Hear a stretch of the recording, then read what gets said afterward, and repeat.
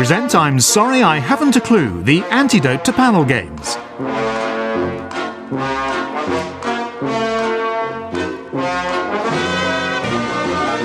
At the piano is Colin Sell, and your chairman is Jack Dee.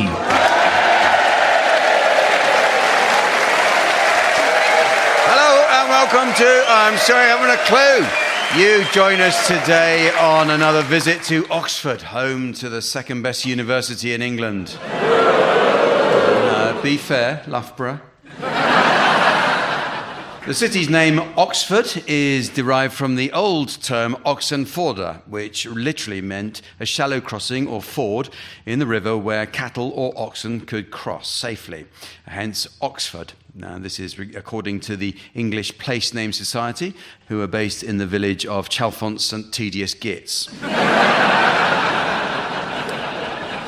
In the 1930s, the Oxford professor and amateur ophthalmologist W.F. Ellison claimed to have revised a revolutionary system of eye exercises which would give superhuman powers of vision. Ellison tried to sell his system to the government for military use, but it was dismissed as quackery, and Ellison retired to a cottage near Abingdon, which he called Seaview.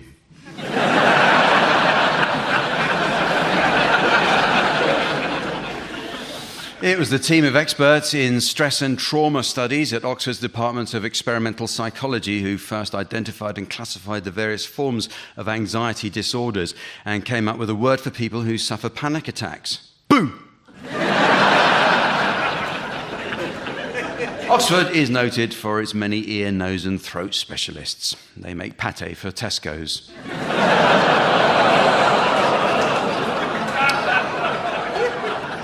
Visitors to Oxford should note the exhibition on the history of veganism. It's well worth a butcher's. The long-running TV detective series Inspector Morse was set in Oxford. Morse's central character, played by John Thor, was something of a curmudgeon who had a passion for opera, cryptic crosswords and vintage cars. At first, the idea was rejected by television executives who didn't like the show's original title, Pub Bore.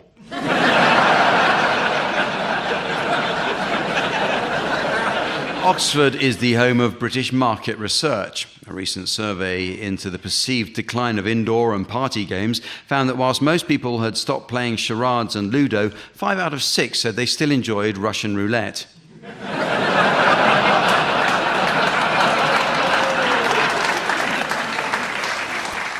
The local radio astrologer Fernando Melanton is from Cowley. Real name Dave Smith. The star sign expert tells us he was pleasantly surprised at a recent medical to find the NHS have embraced astrology when he was told Mercury is rising in Uranus.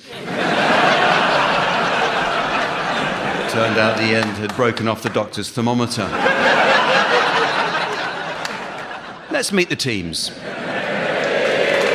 are, on my left, Barry Cryer and Graham Garden. And on my right, Tim Brooke-Taylor and Jeremy Hardy. And taking our place on the scoring desk next to me, please welcome the ever-wonderful Samantha. Well, so we start this week with some new additions to the Uxbridge English Dictionary. Good dictionary is essential for learning the correct use of similar terms. For example, many people don't understand the subtle difference in meaning between the words dissertation and essay. Well, a dissertation is a piece of writing on a particular subject, especially one that is done to receive a degree at university, whereas essay is how posh people start a conversation.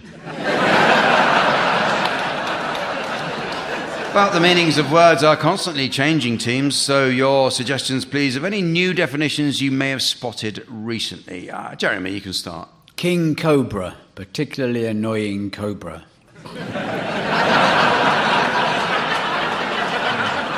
Barry. Ecstatic, moving.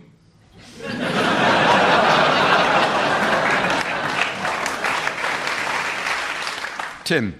Alpaca. What Italians say when they're going on holiday. Graham. Lepidoptera, someone who adopts leopards. Cantilever, accelerator on an automatic horse. Dim sum, Maths for thick people. Falsetto, fake ice cream. Tatooine, the night before All Tattoos Day.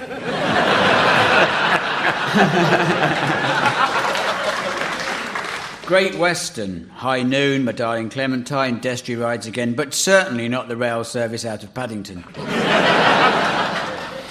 Boomerang to Heckle Confectionery.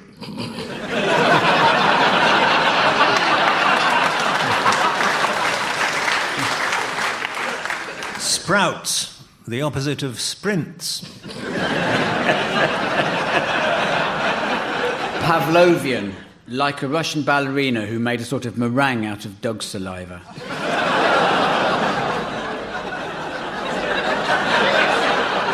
Carrion, hand luggage for vultures. Inconsolable, someone who cannot play Xbox, Wii or PlayStation. Terpsichorean, Kim Jong-un's paintbrush cleaner.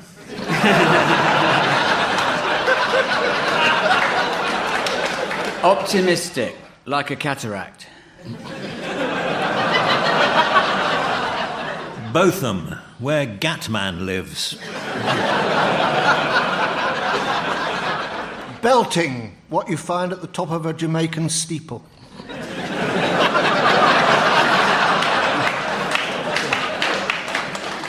Perms, Geordie poetry.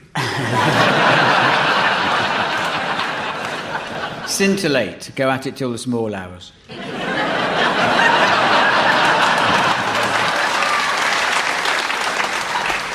Okay, the teams are going to do a spot of acting for us now in the round called Sound Charades. This is a variation on the old TV favourite, Give Us a Clue, the show that featured Mime Master General Lionel Blair.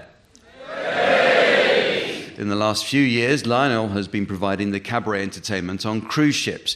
During one ill-fated cruise off the East African coast, Lionel was kidnapped and held hostage by Somali pirates. After months of tense negotiations and a lot of money changing hands, Lionel's family eventually agreed to take him back.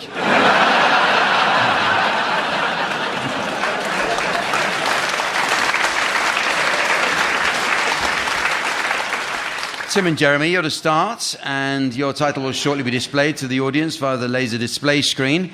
And for listeners at home, here's the mystery voice. Silent witness. Silent witness. So you'll be guessing this one, Barry and Graham.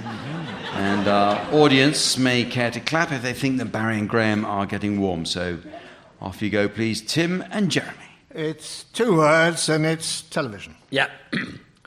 Who was that at the door? You didn't say, you just gave me a free magazine.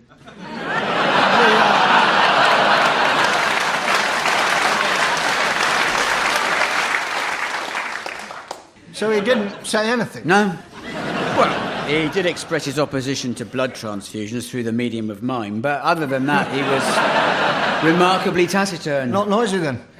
Very much the opposite. The end. Oh. Any thoughts?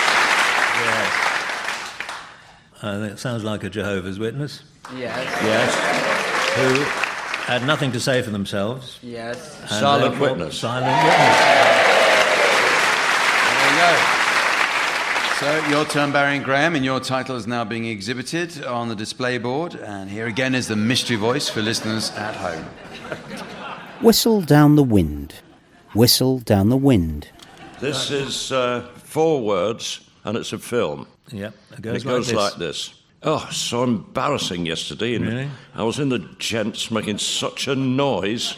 I thought everybody will hear me. Oh, dear. Well, what did you do?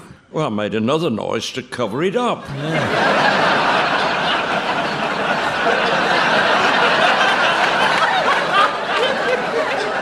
Can you guess what it was? Yes, I can.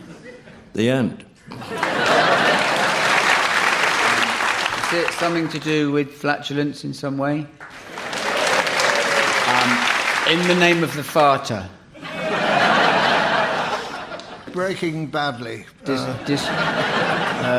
Covering up a fart with a louder noise than a fart. With another one. With another noise, yeah. With another noise. Trumpet. Hoping it would... Whistle Stop down it. the wind. No. We gave it to them. All right, let's try another one. Here's a further title on the laser display board for Tim and Jeremy. And here's the mystery voice for listeners at home. Fox News. Fox News. Okay, well, it's a television programme. 2 words. 2 words. It goes like this. Our main headline tonight, the dustmen come tomorrow, so there are nice full bins to be knocked over. And afterwards, there's a new batch of chickens just asking to be pointlessly ripped apart at number 17. Time for an ad break now. Buy glacier mints. They're brilliant. Welcome back. And on a personal note, I've been offered noisy sex on a garage roof this evening.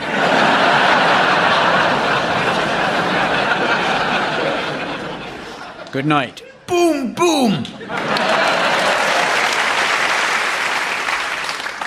It's a news bulletin, isn't it? Yeah, it's which channel, though? Fox News. Yeah.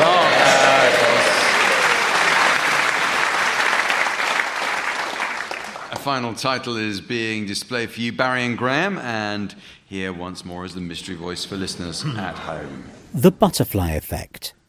The Butterfly Effect. This is a film, and it's 3 words. Goes like this. Dougal! Amy! You have had your tea? No time. I'm trying on my costume for this year's big dance and social. Oh, yes. Last year, I remember, you wore your sailor suit. Yes, and I danced the hosepipe. Aye, you did, while everybody else danced the hornpipe. Aye.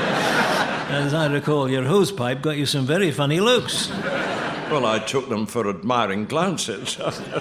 So, what have you got this year? This year, I shall not be in my kilt. Oh. Can you guess what I'll be wearing? Handcuffs? No, look! Oh.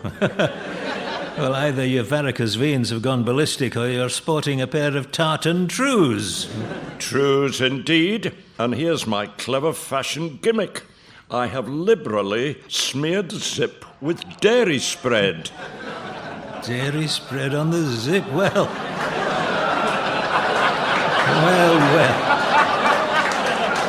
Well, that'll certainly catch the ladies' eyes. That's just the result I'm after. Goodbye. Goodbye.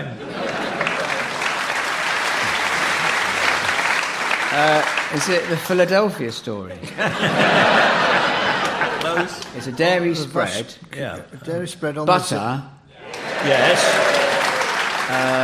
on the trousers. What part of the trousers? The zip. Lord of the Flies. But Butt of the flies, the... butterfly, the butterfly effect.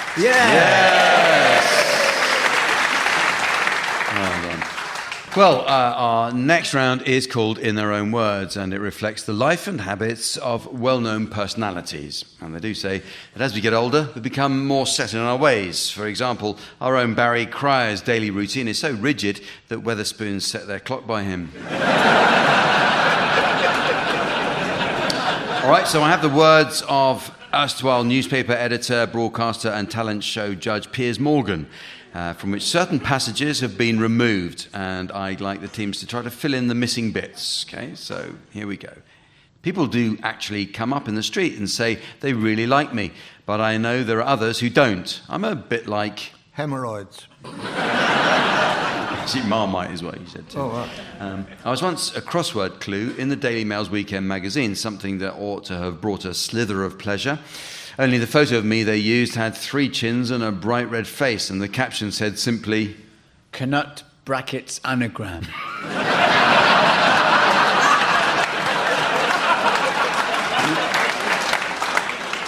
it's a media pundit Piers. My upbringing. I was brought up a practicing Catholic. I pray occasionally. I find it comforting to believe that... God is always keen to hear what I have to say. that there's something to pray to. I do believe in an afterlife. I do believe that people are up there looking down, and I do believe if I talk directly to them, they might relieve themselves. might help me. I bounced between the two types of education. At 7, after the local primary, I was a boarder at a great prep school until I was 13, when I was sent to the local comp. It upset my mum and dad to have to do it, but they just ran out of the house, screaming, "Somebody take him away!" They just ran out of money. Some of the kids there gave me a hard time for being a posh twit. Back then, my name was Piers Pugh Morgan. My schoolmates called me Piss poor organ. You're almost right, actually. Piss puke moron.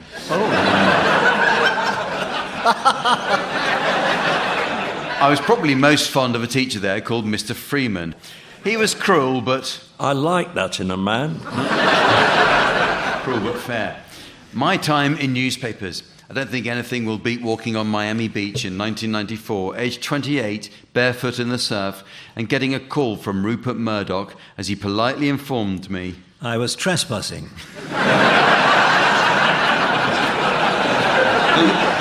I was going to be running the biggest newspaper in the world. When people read my memoirs, they'll be amazed and appalled at the degree of access I had to... A typewriter.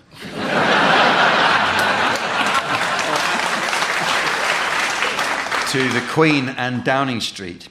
Prince Philip was quite splendidly rude at a Buckingham Palace reception to mark his son Charles's 50th birthday. When I introduced myself, he completely refused... To curtsy. to utter a single word. Oh. Then he said to a friend of mine as he shot off... Bugger, missed him. Now he said, God, you can't tell from the outside, can you? At a new cookbook launch for Tom Parker Bowles at Kensington Palace, I spied Camilla talking to ultra-cool portrait painter Johnny Yeo and seized the moment. I asked, is he trying to get you to pose nude? Camilla smirked and said, Security. said, you are a very naughty boy, Piers. No, he's not. Rebecca Brooks and James Murdoch are two old friends. They're selling lots of papers and making lots of money, but they've both been dogged by... Those old blokes in the car park behind Tesco's.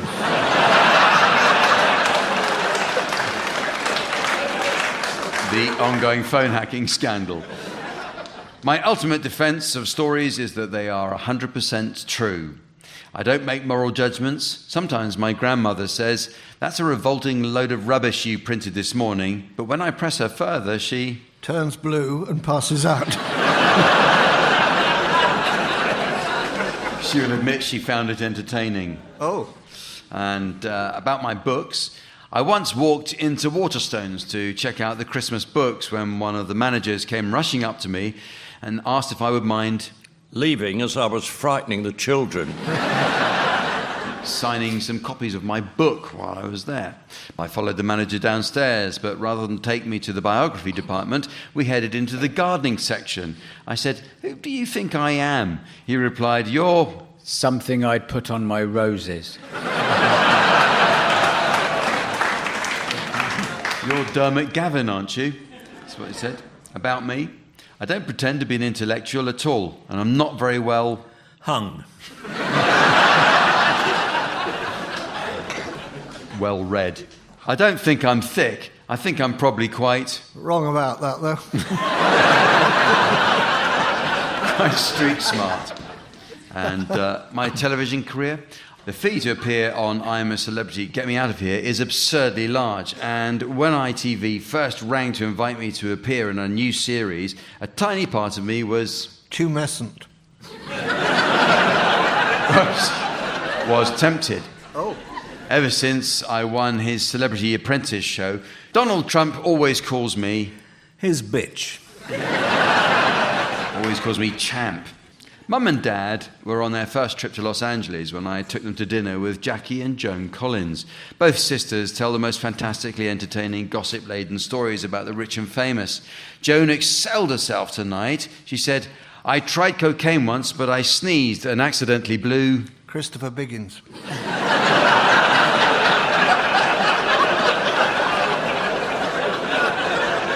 accidentally blew it all over Sammy Davis Jr. When I turned 50, I had a massive party which was spectacularly decadent and ended with Amanda Holden saying, "Is anyone else coming?" playing bongos at 3 a.m. I know all this stuff that's happening now is going to end. As my granny used to say, cock of the walk one day and... cock of the week the next. and feather duster the next. I've told my 3 sons that you can get through any door in life with a firm... of locksmiths.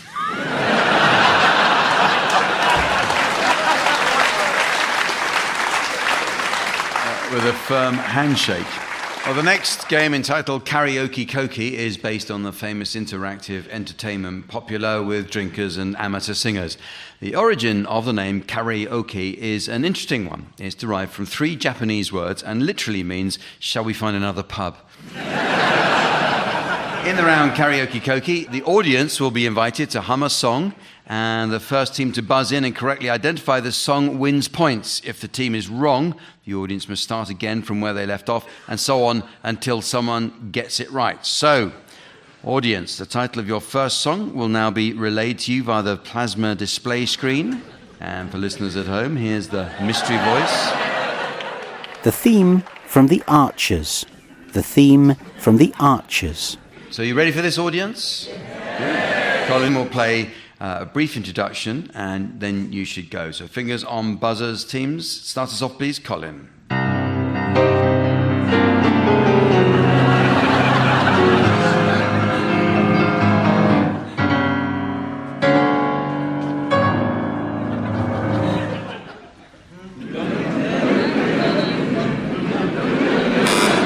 Jeremy. The Archers. The Archers.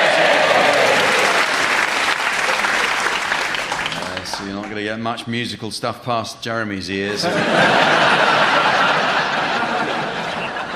Well, let's try another one. Here's a further song title for you, the audience, to hum. And here's the mystery voice for listeners at home. So, Killing me softly with his song. Killing me softly with his song. And Colin, another intro, please.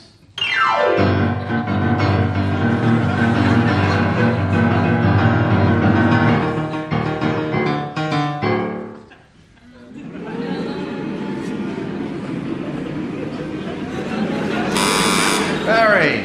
We're all going on a Humour holiday.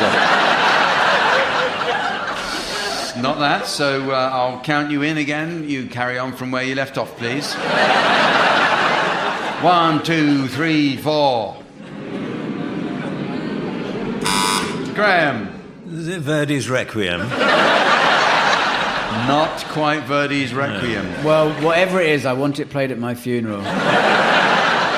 When is this? 2018, Baz. Okay.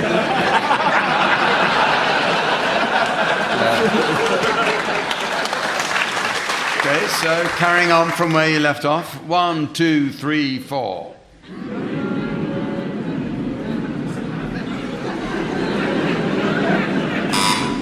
Jeremy. Is it Can You Hear the People Sing? No, it wasn't that. I think they're doing better than you're suggesting. I can hear the tune, and, mind you, I know what it is. So I honestly didn't think karaoke could be improved, and I was right.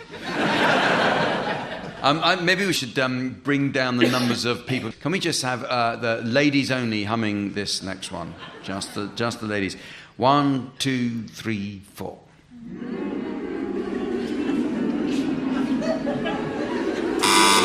Jeremy. I can only hear, Can You Take the Bins Out?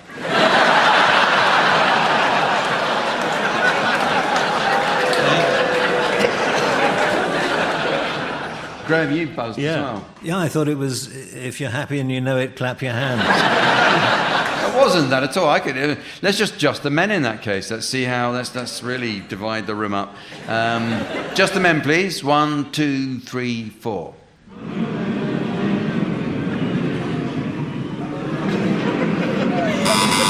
Jeremy. I was the same, only slightly deeper. Well, wasn't that. No, I wonder if we've got anyone in the audience who'd like to give us a rendition. Yes? Now, you see, that was the actual words. Do you know when you play I Spy, do you say, door?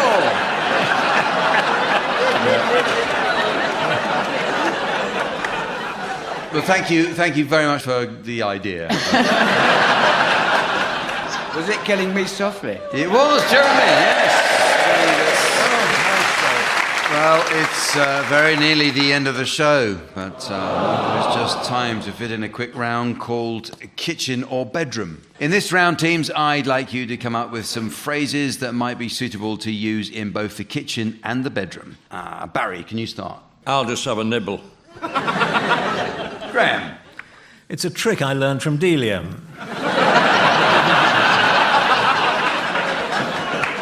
Tim. Is your dad joining us? Jeremy. If you toss too hard, it'll hit the ceiling.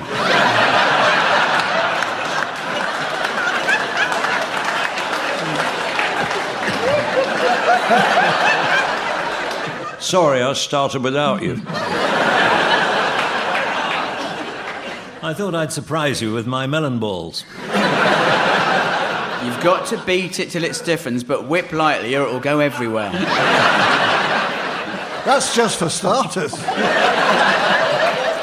Please, put your phone away until we finish. It pops up when it's ready. Blimey, what's this attachment for? Shall I be mother? If you don't like the cucumber, you can take it out.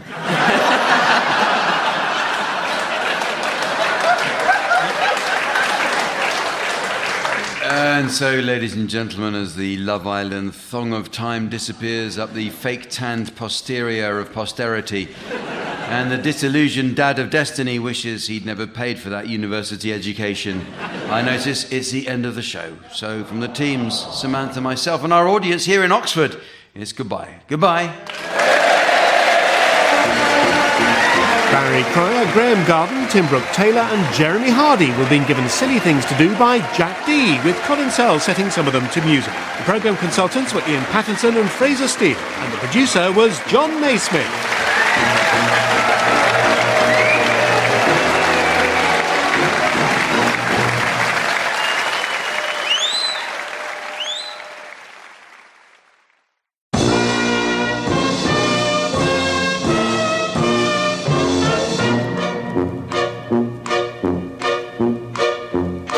We present I'm Sorry I Haven't a Clue, the antidote to panel games.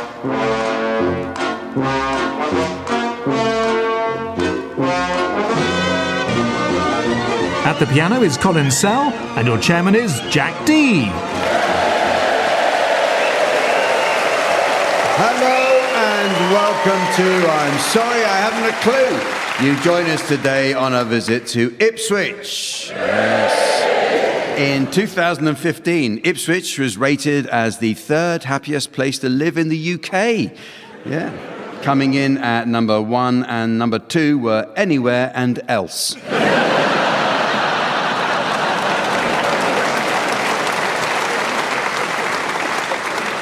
The Ipswich Transport Museum attracts fans of antique trams and vintage buses from around the world. The museum was recently licensed to conduct marriages and hopes one day to hold a ceremony for its members, just as soon as one of them gets a girlfriend.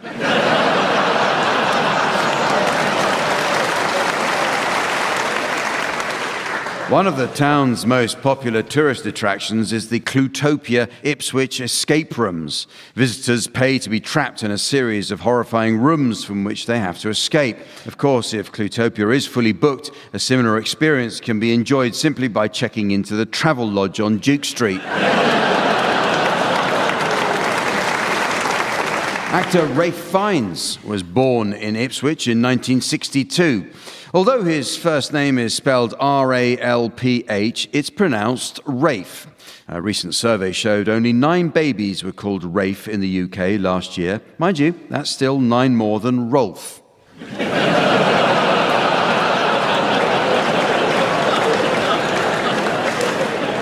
Ed Sheeran grew up in nearby Framlingham and as a teenager used to busk in Ipswich town centre. One of his favourite pictures was outside the Tesco Express on Tavern Street. Young Ed proved to be a favourite with shoppers who looked at him and thought he's going to be a star and I must remember to buy ginger nuts.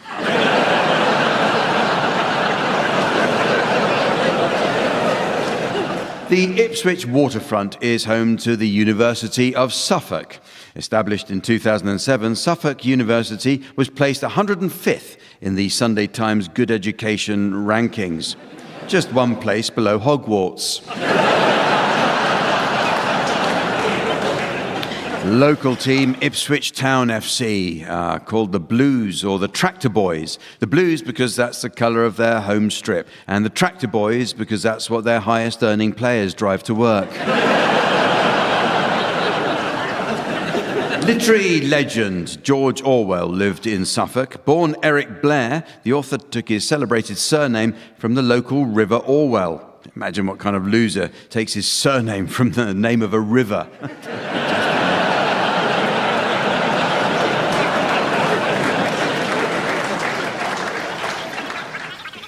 Really?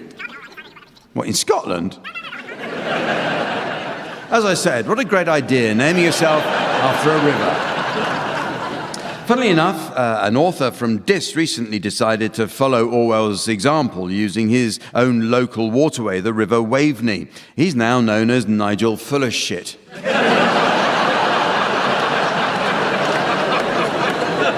Speaking of which, let's meet the teams. On my right, please welcome Andy Hamilton and Henning Vane. And on my left, Vicky Pepperdine and Ipswich resident Omid Jalili. And taking her place at the desk next to me to enjoy an evening of scoring, please welcome the ever-delightful Samantha.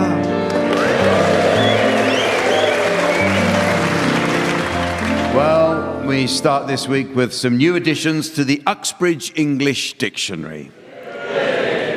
A good dictionary is essential for learning the correct use of similar terms. For example, many people don't know the subtle difference between the words bleaching and tie-dyeing. Well, to bleach means to cause a material to become lighter by a chemical process or by exposure to sunlight, whereas to tie-dye means to clean something up in Birmingham.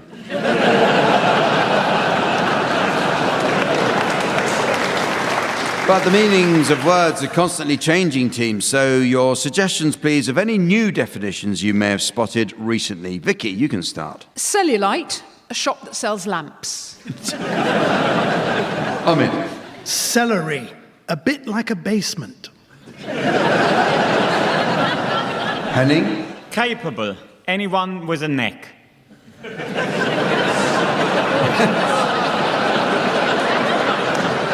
And Andy. I don't know why I came to you at that point. No, I don't know.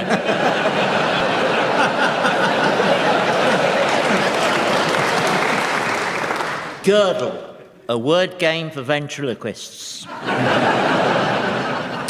Information, the red arrows. Maximum, very fat mother.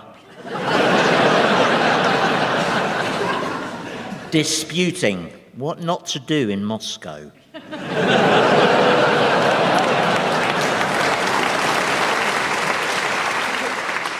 Baby monitor, a young lizard. Decant, Cockney for Piers Morgan.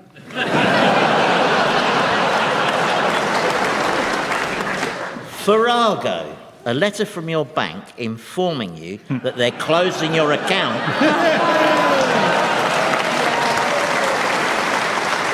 because you're a pain in the arse.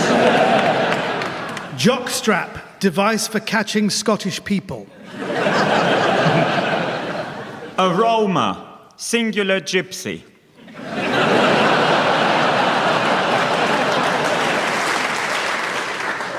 Farsi, a Persian telescope.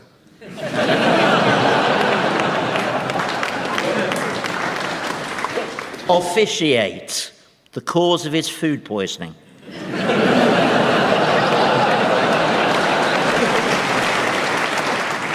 Plank, Japanese practical joke.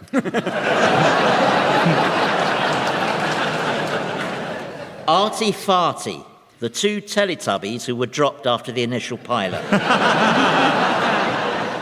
Molasses, the rear ends of moles. Bastardize, chronic ophthalmic defect that afflicts football referees.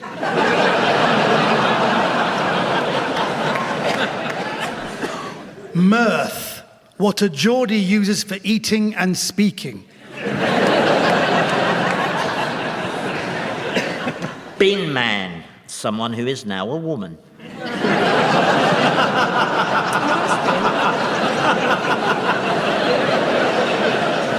Okay, well, the teams are going to sing along to some well-known songs in the round called Pick-Up Song. Suffolk is home to many famous musicians: Ed Sheeran, Charlie Simpson from Busted, and Bill Wyman from the Rolling Stones. The octogenarian rocker lives in Bury St Edmunds, Suffolk's second most popular town after Bury Noel Edmunds. In this round, Samantha will spin the discs and each of you teams will sing along to your records until Samantha turns the music down. If on its return you're within a gnat's crotchet of the original, I'll be awarding points, and points mean a frankly sickening display of mass puerility. What do points mean? Yes, and this week's prize comes courtesy of the Saudi Arabian Cricket Federation. It's a pair of front row seats at the Lashes. Vicky, you're to start, and I'd like you to accompany Olivia Newton-John singing Hopelessly Devoted. Guess it's mine, it's not the first heartbroken. My eyes are not the best to cry. I'm not the first to know there's no getting over you. I'm hopelessly devoted to you. But now there's no way to hide. Since you pushed my love aside, I'm out of my head. I'm hopelessly devoted to you. Hopelessly devoted to you.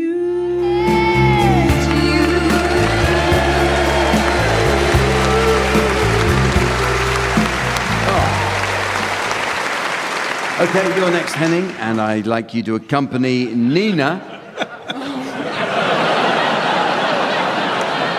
singing Neuner Neunschnick Luftballons. And in case any of you don't speak German like I do, I'll translate that. It translates as 99 air balloons or 99 red balloons, as we know it. Du etwas Zeit für mich, dann singe ich ein Lied für dich von 99 Luftballons auf ihrem Weg zum Horizont. Denkst du vielleicht grad an mich? Dann singe ich ein Lied für dich von 99 Luftballons und dass sowas von sowas kommt. 1, 2, 3, 4, 5, 6, 7, 8, 99 Luftballons. Auf ihrem Weg zum Horizont hielt man für UFOs aus dem All. Darum schickte ein General eine Fliegerstaffel hinterher, Alarm zu geben, wenn's so wär. Dabei waren dort am Horizont nur 99 Luftballons.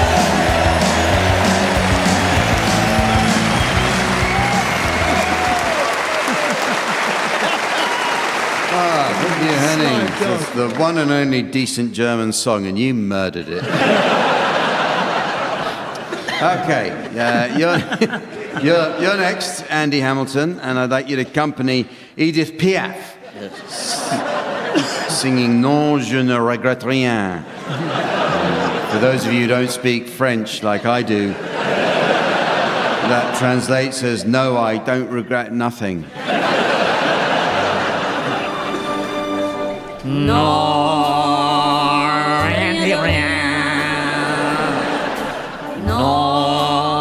je ne regrette rien, ni le bien qu'on m'a fait, ni le mal, tout ça m'est bien égal. Non, rien, rien.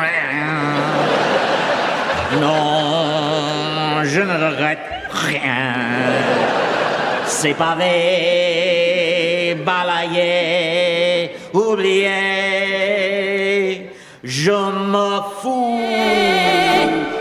Je me fous du passé.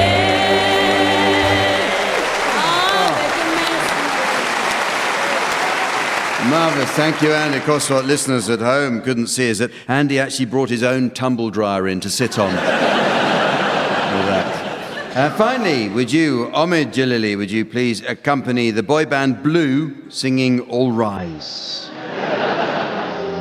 Yo, yo. Please, gotta believe what I say. What I will tell happened just the other day. I must confess, 'cause I had about enough. I need your help, gonna make these things here stop. Baby, I swear I tell the truth about all the things you used to do. And if you thought you had me fooled, I'm telling you now, objection overruled. Oh baby, one for the money and a free ride, it's two for the lies that you did not. All rise, all rise. Three for the lies that we did it. Three for the times that we made it. That's four for the times that we fake it. All right, I'm gonna tell it to your face. I rest my case. Oh, marvellous. Well, the teams are going to do a spot of acting now for us in the round called Sound Charades. This game is all about miming, the theatrical technique of suggesting action, character, or emotions without words. Germany's most famous mime was Otto Spengler, whose groundbreaking performances often ran counter to the mime orthodoxy of the day. Few would forget Spengler's appearance at the 1930 Berlin Mime Festival, when he outraged mime connoisseurs by controversially walking with the wind. A fierce critic of the regime, Spengler was jailed by the Nazis in 1939. In that year, he managed to escape from prison 9 times. It was only after his 9th escape that the authorities decided to incarcerate him in a notorious Spandau prison and not an invisible glass cube. Well, in our version of the game entitled Sound Charades, team members are permitted the use of their voices. So Andy and Henning, you're to start, please, and your title will shortly be displayed to the audience via the laser display screen. And for listeners at home, here's the mystery voice. Cat on a hot tin roof. Cat on a hot tin roof. Okay, you'll be guessing this one, Vicky and Omid, so off you go, please, Andy and Henning. It's a play and a film, 6 words. Oh dear, oh dear, oh dear. How did that poor thing get up there? I don't know, but the temperature is very high today and the structural covering is made from extremely conductive alloy.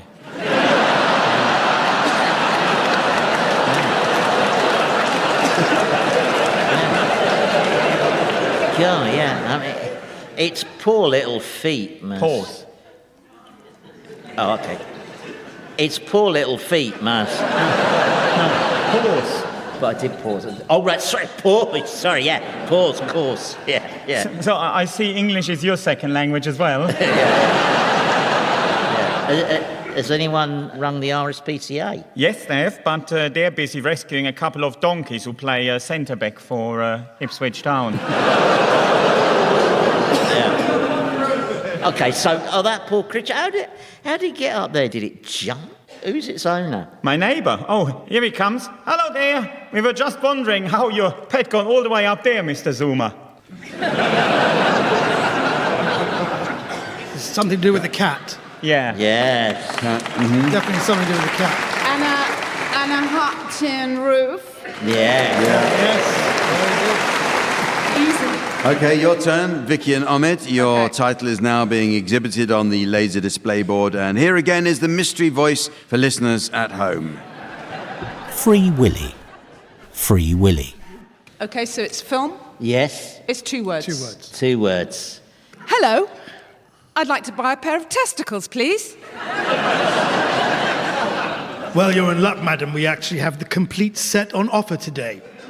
What? The whole package? And for the price of the testicles on their own? That's right, madam. You buy the testicles, you get the rest on the house.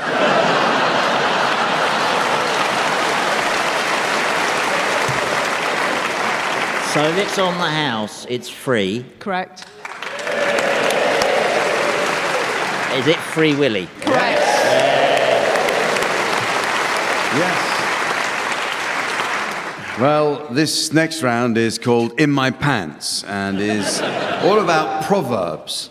Many proverbs have been adapted or shortened over the years. For example, blood is thicker than water was originally blood is thicker than water, although not as thick as someone from Great Yarmouth.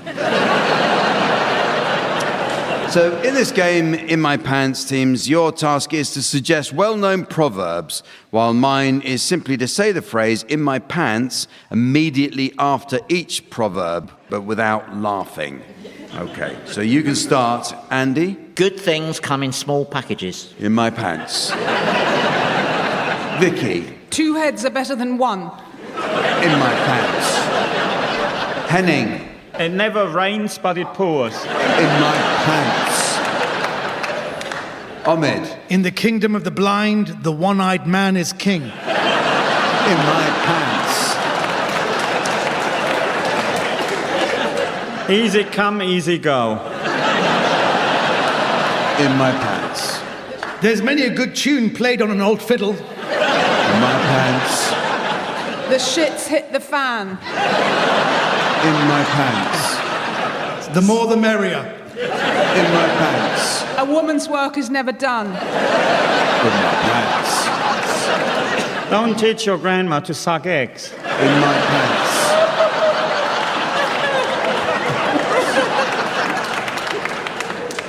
One swallow does not make a summer. In my pants. Nothing at all. God moves in a mysterious way. In my pants. Accidents will happen.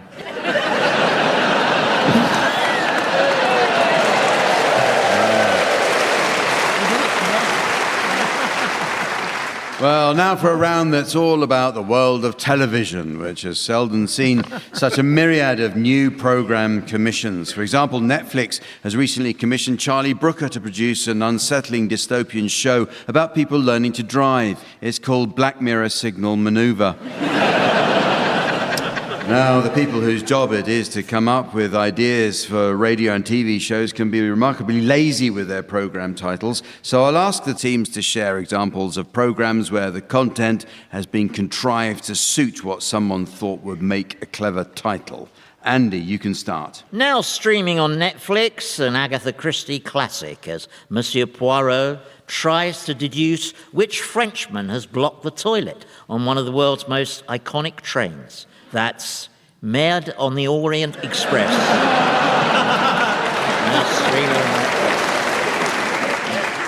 Henning. This afternoon on Channel 4, a craft expert describes how using just felt, glue and scissors, she managed to repair her cat. That's the Handmaid's Tale, tonight at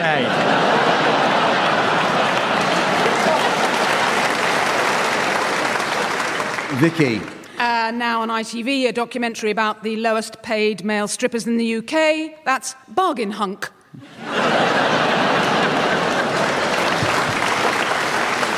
Omid. Ben Shepherd hosts the new game show where celebrities consume copious amounts of alcohol in search of that final drink that sends them over the edge. Tipping Pint.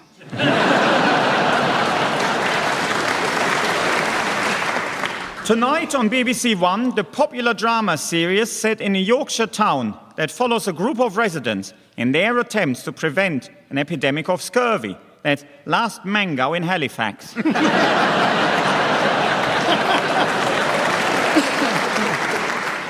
Tonight, a documentary about heroin addiction presented by father and daughter duo Zoe and Johnny Ball. That's Smack and the Balls. After the break. Over on CBBC, it's a throwback to the 70s, when a studio full of unruly school children are given the choice of sitting through a live show from the host of this programme or receiving a potentially lethal dose of Class A drugs. That's Crackle Jack.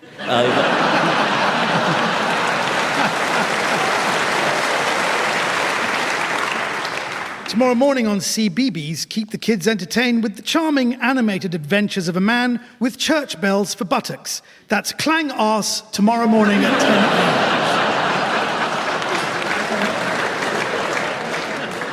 And next on BBC One, Jay Blades and his team of expert restorers fail miserably to mend much-loved antiquities belonging to members of the public, thus plunging them into an abyss of black hopeless misery. That's The Despair Shop. And now a harrowing film about prisoners of war forced to clear up fly tipping in the Severn Estuary. The Fridge in the River Wye.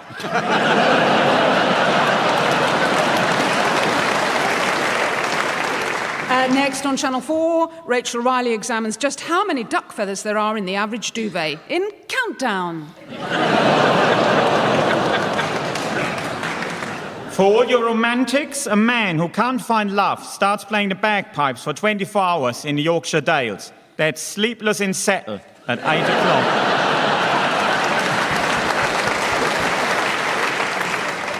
If you prefer your TV free of woke PC nonsense, head over to Talk TV, where you can see non-stop coverage of a former Good Morning Britain presenter enduring a particularly painful, intimate piercing. That's Pierced Organ Uncensored. 24/7 on Talk TV. Well, it's very nearly the end of the show, but there is just time to squeeze in a round called German Film Club.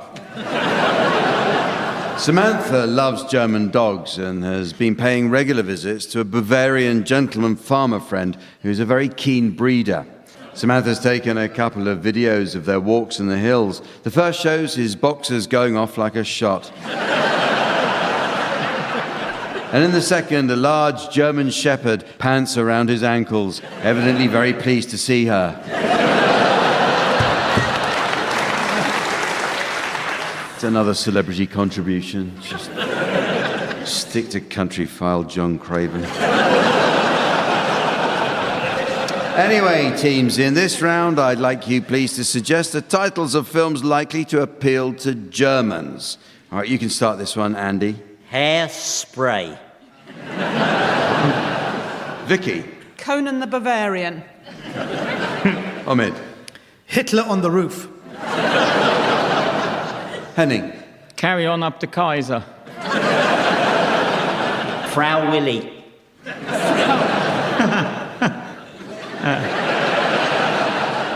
The Spy Who From the Cold In Came.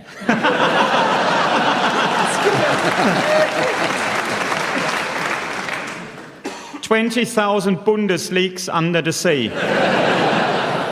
Hönig, ich habe die Kinder geschrunken.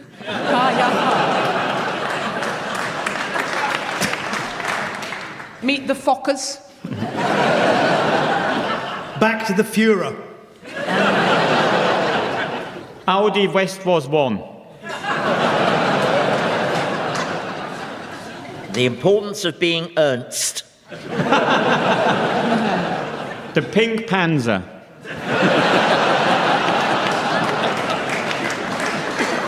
Anything starring Black Forest Whitaker, Kaiser Minnelli, or Guten Morgen Freeman.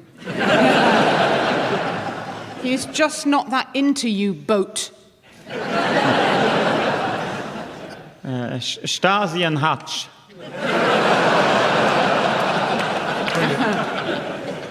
9.5 weeks. The Great Recapture.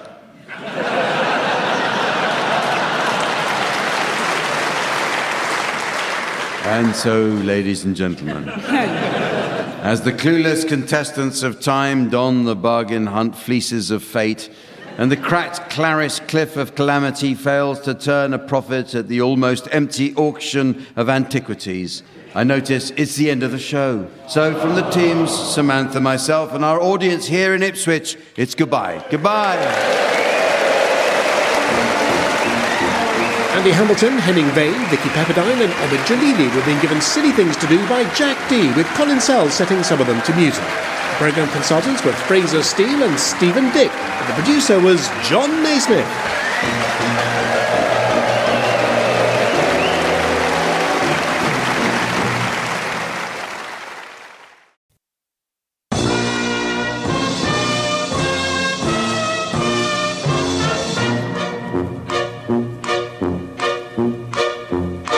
We present I'm Sorry I Haven't a Clue, the antidote to panel games.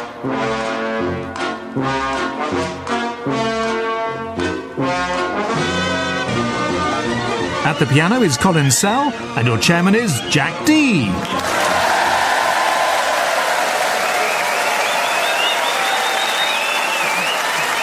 Hello and welcome to I'm Sorry I Haven't a Clue. You join us this week in Dunstable, the undisputed town in Bedfordshire.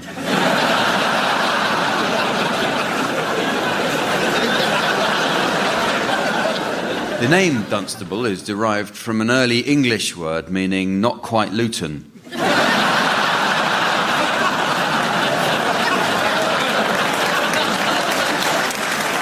The 17th century mathematician and scientist William Bedwell was born in Dunstable.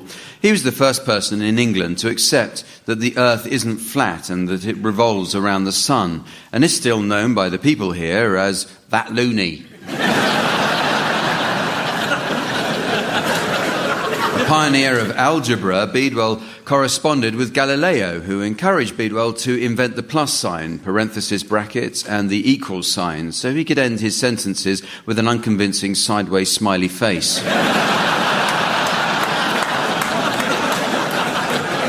The pressure of his work in algebra caused Bedwell to divorce several times, but he stayed friends with his ex-wife, which plus his Y-wife equals N-wives.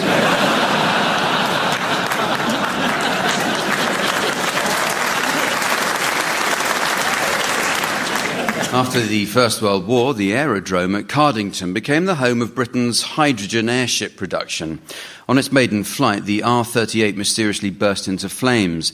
Then the R-47 mysteriously caught fire, and the R-101 mysteriously burned to ashes as it landed.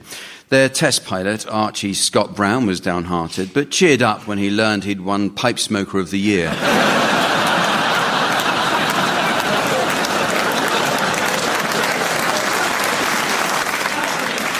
TV's Carol Vorderman was born in Bedford.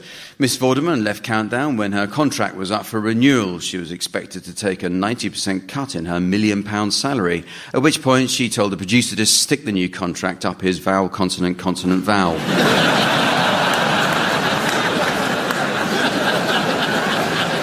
Before the war, Britain's largest car plant was the Luton Vauxhall factory. In 1940, the factory switched to building the Sherman tank, meeting the war effort's urgent need for more rhyming slang.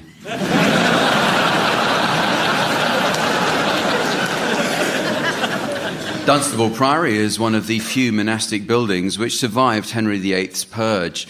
Pilgrims today travel there to see the recently discovered relics. But they're not alone in saying a prayer at the site of ancient relics. Let's meet the teams. On my left, Barry Cryer and Graham Garden. And on my right, Tim Brooke Taylor and Tony Hawkes. And enthusiastic as ever to keep an eye on the team's points, please welcome our fragrant scorer, the delightful Samantha.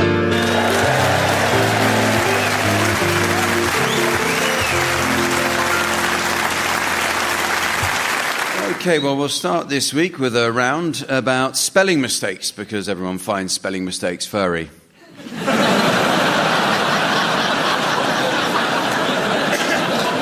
This round was suggested by Graham Garden, who is about to publish a book on the correct way to write. He just has to finish dotting the T's and crossing the I's. Then it's off to the publisher for proofreading.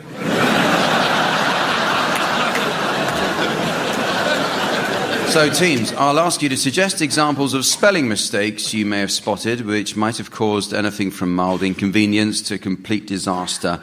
We'll start with you, please, Bori. All right, Jock. In case of emergency, break wind with hammer.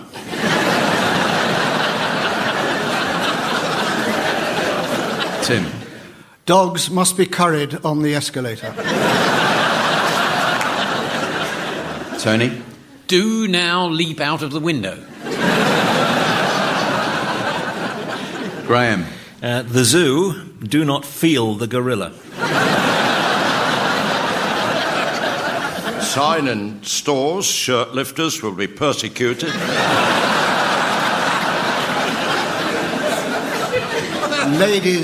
Ladies to let. And one I've seen on a packet of moussaka contains minced potatoes aborigines. Cyclists must ride on the psychopath. Smoking pauses dancer. Mind the Jap. Please show your appreciation by putting your hands together and crapping.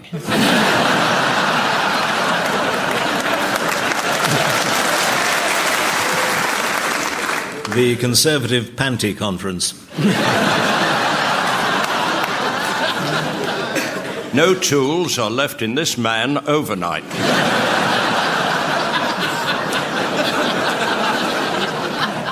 Extreme weather warning. Torrential pain followed by sleep and a large dump of snot. The Mayor of London, Doris Johnson. Walker's potato crisis. Oh, that's probably enough smelling piss takes. So let's move on, because it's music time now with the game called One Song to the Tune of Another.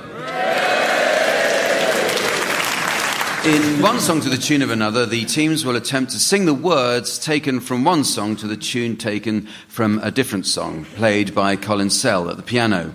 To make the game even more of a challenge, Colin will play the tune in a way which makes them virtually unrecognisable. Just like he does in all the other rounds.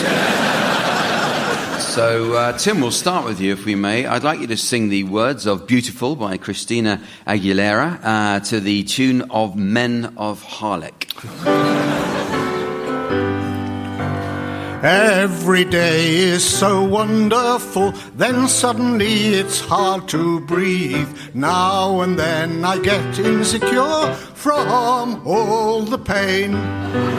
I'm so ashamed I am beautiful, no matter what they say, words can't bring me down. I'm beautiful in every single way. Yes, words can't bring me down, so don't you bring me down. Today all your friends, you're delirious, so consumed in all your doom. Trying hard to fill the emptiness, the piece is gone, they left the puzzle underdone. That's the way it is. You're beautiful no matter what they say.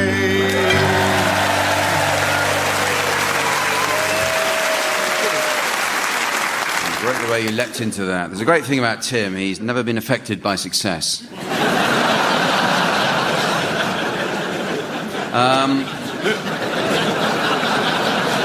You now, Barry, I'd like you to sing the words of my favourite things to the tune of the Funeral March.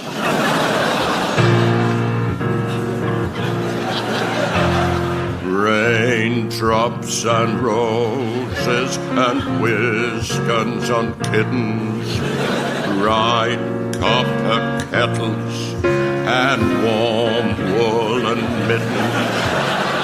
brown paper packages tied up with strings.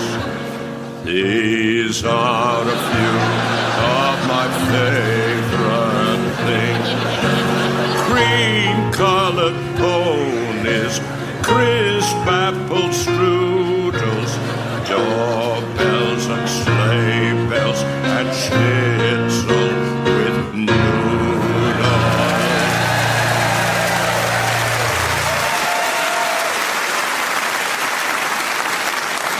Your turn, Graham. I'd like you to sing the words of Michael Jackson's Thriller to the tune of the Monty Python theme.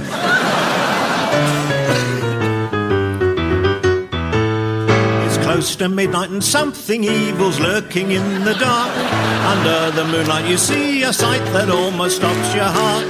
You try to scream but terror takes the sound. Before you make it you start to freeze as horror looks you right between the eyes. You're paralysed, but this is a thriller night, and no one's gonna save you from the beast about to strike. You know it's thriller, night you're fighting for your life inside a killer thriller tonight. Hey!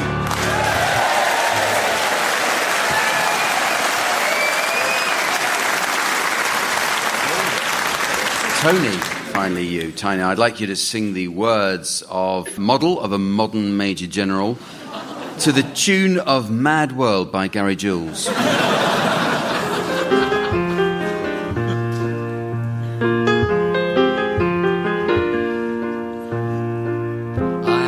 Very model of a modern major general.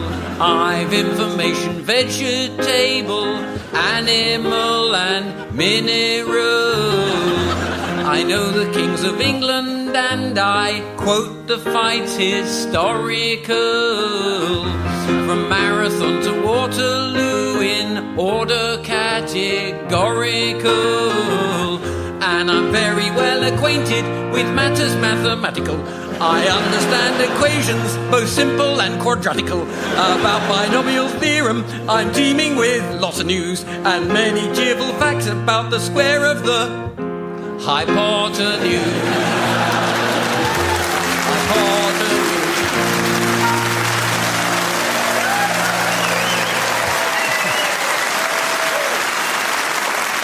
The next round is called Word for Word, and it's a sort of word association game. Actually, I recently did some of these word association tests at the doctor's, and he said I might have ADHD, I think it was. I wasn't really listening.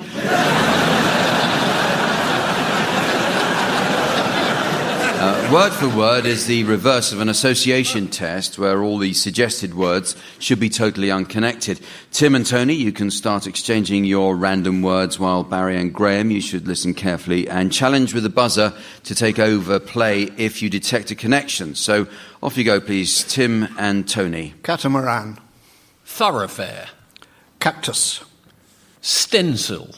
Pusillanimous. Filibuster.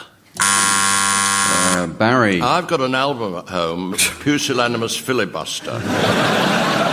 It's by Anne Widdecombe. Could we treasure it. Could we hear a bit of it, Barry?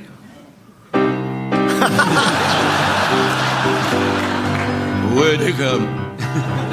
Widdecombe is the name. Dancing is my game. Anne is my first name. Don't you wish that you were the same?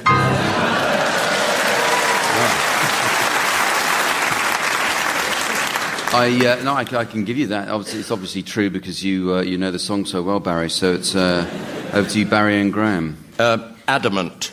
Cow. Straight away, that was Tony. Well, Adamant dressed up as a cow in one of his videos. I think I seem to remember that, Tony. Yeah. I think you're quite right. I think you're quite right about that. Back to you, Barry and Graham. Me? Yeah. That was my word. You. I think there might be some connection between me and you. Would you say state it, that? Tim? Yeah, you say it. What is the connection, though? Define it. It's about 4.5 inches.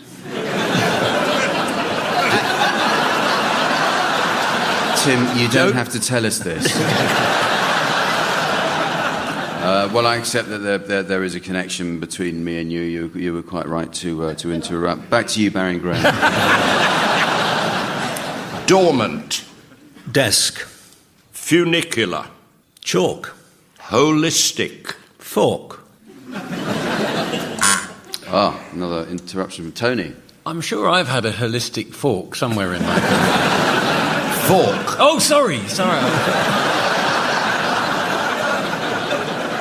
I can't let you have it if you just misheard it, Tony. Barry and Graham. Still. Yeah.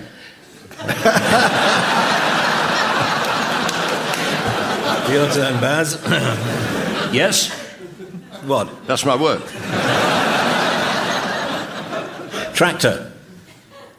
Jelly. Nevertheless. Although. What? What? Well, nevertheless and although, they're both very Words. similar. Nevertheless and although are virtually the same.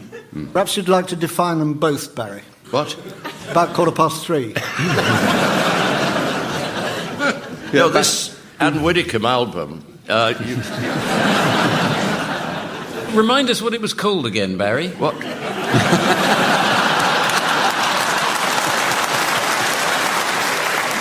You know what it was called. I'd like you to sing another track. Okay, well, that's enough of that.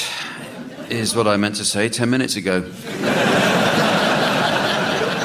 The next round is our tribute to Gardner's Question Time, which recently marked 65 years on air with an audience of invited celebrities. Barry Cryer went along, but they said it was for invited celebrities.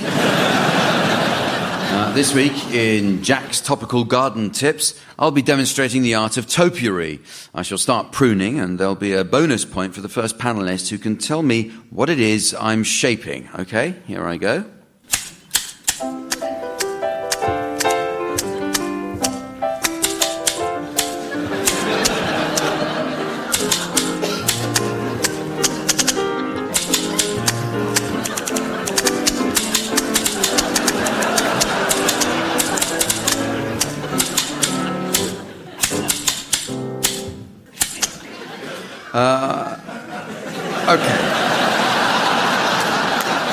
Okay, teams, any idea what it is?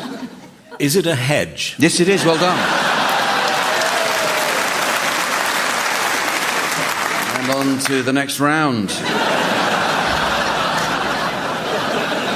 Well, now, this round is played in tribute to Edward Lear, the writer famous for his nonsense poems. Today we're concentrating on limericks. The standard form of a limerick relies on a 5-line stanza with the defining foot of its metre being the anapest in a modified iambic pentameter, and the fact that Vickers rhymes with knickers. Well, I'll read out a classic Edward Lear limerick, minus its last line, and teams should try to come up with a better closing line than the original. So, Tony, we'll come to you first. There was an old man with a beard who said, "It is just as I feared. 2 owls and a hen, 4 larks and a wren." No wonder this pasty tastes weird.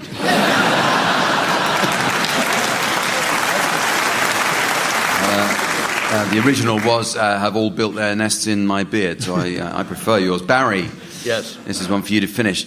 There was an old person of Hurst who drank when he was not athirst. When they said you'll grow fatter, he answered, "What matter?" Then farted and suddenly burst.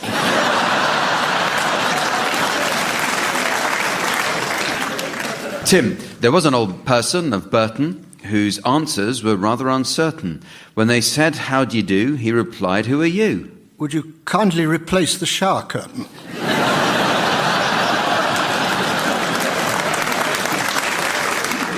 Graham, there was an old man with a nose who said, "If you choose to suppose that my nose is too long, you are certainly wrong." Then he rolled it up just like a hose.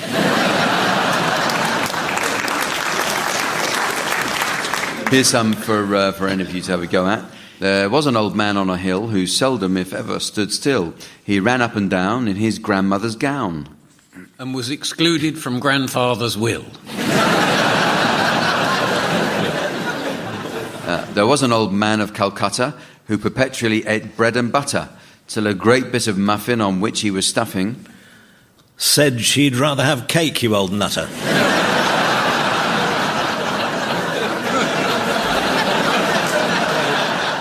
Finally, there was an old person of Tring who embellished his nose with a ring. He gazed at the moon every evening in June. Until his Prince Albert went ping. Now, the next round is all about public apologies.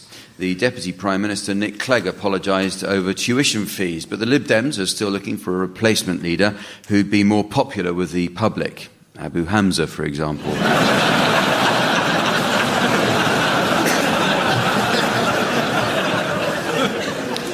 Rupert Murdoch apologised over the phone hacking scandal. He spoke personally to Tim Brooke-Taylor to apologise that his journalists had hacked every message from Tim's agent for the last 15 years. What an intrusion of privacy to hear Tim's agent had dialed the wrong number both times.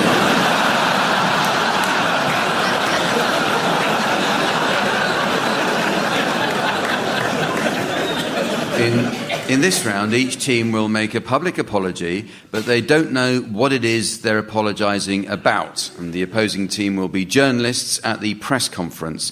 So the team apologising has to work out what they've done from the questions that they're asked. Now, the first team to make a full and unreserved apology will be Tim and Tony. But first, the nature of your offence will be displayed to our theatre audience via the laser display screen. For listeners at home, here's the mystery voice. Tim and Tony ate all the pies. Tim and Tony ate all the pies. So, Tim and Tony, you start apologising now, please. Off you go. Well, we just want to say right from the outset, right from the outset, we're very sorry about what's happened. I mean, do you have anything to say to the people who are most affected by this? We'd like to say we're very, very, very sorry. Yes. No, we mean that. Quite. Yeah. But what do you say to Eamon Holmes, for example? Yes.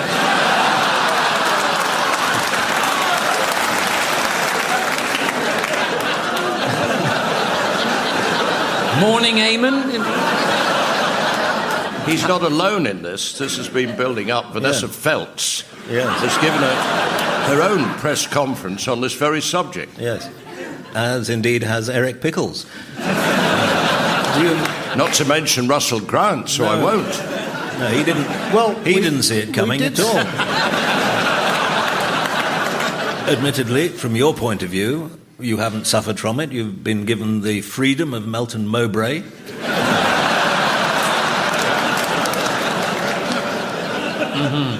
But some people have been badly affected. They have. Yeah.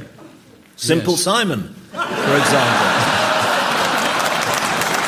Well, is it who ate all the pies? Right, well, it's your turn to apologise now, Barry and Graham. The nature of your offence will now be displayed via the laser display screens, while here's the mystery voice for listeners at home. Barry and Graham are Boris Johnson's hairdressers. Barry and Graham are Boris Johnson's hairdressers. So, ready with your questions, please, Tim and Tony. Off you go, Barry and Graham. Can we say right away we do regret it? Yes. Very, very sorry for any public upset or distress we may have caused. Well, there's been quite a bit, yes. Now, whilst we accept that it is a two-man job... Yep. Couldn't at least one of you have gone on a course?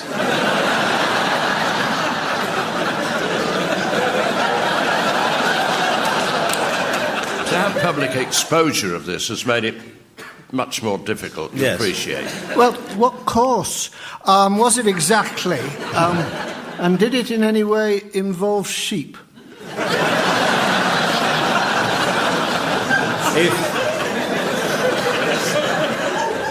If any sheep have been affected, there is a helpline they can call. I mean, we're more than ready to offer financial compensation where proper. I don't think that would be called for. Really. No, I mean, well- why did you use a bread knife? and couldn't you have sharpened it? Yeah. We applaud your attempts to save electricity. Yeah.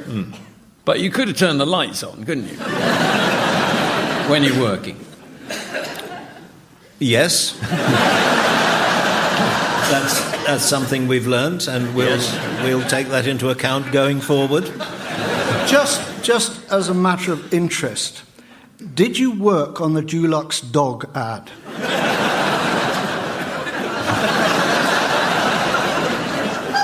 I can't remember, the lights were out. Look, you ruined it for the Labour Party with Michael Foot, didn't you? Why switch allegiance in this way? We're loyal. We're loyal by nature. We don't chop and change. Well, you don't chop very well, anyway. To be honest, it was partly his own fault. He came in saying he wanted to be a lovable mop top.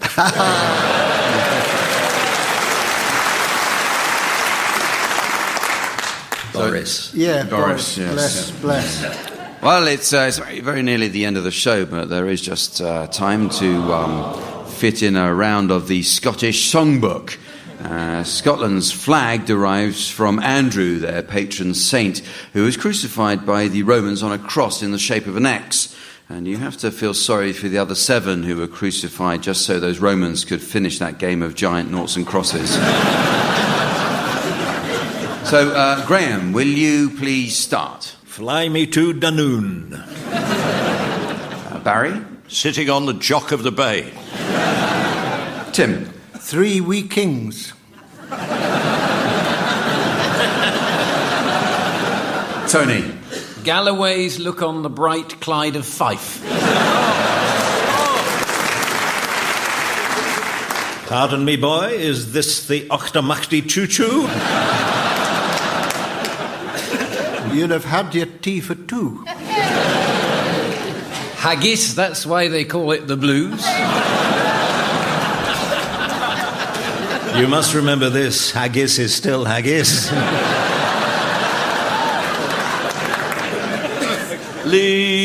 Police, please let me go. Hey, you, get off of MacLeod. Uptown Ian Rankin. Life on deep fried Mars. Itsy bitsy teeny weeny yellow polka dot sporran. Hello, Jack. And so, ladies and gentlemen, as the Grand Prix winner of Time throws the Magnum of Destiny over the adoring fans of Fate, and they go off to wash ice cream out of their hair. I notice it's the end of the show. So from the team, Samantha, myself, and our audience here in Dunstable, it's goodbye. Goodbye! Barry Cryer, Graham Garden, Tim Brooke Taylor and Tony Hawks who have been given silly things to do by Jack Dee, with Colin Sell setting some of them to music. The programme consultant was Ian Pattinson and the producer was John Naismith.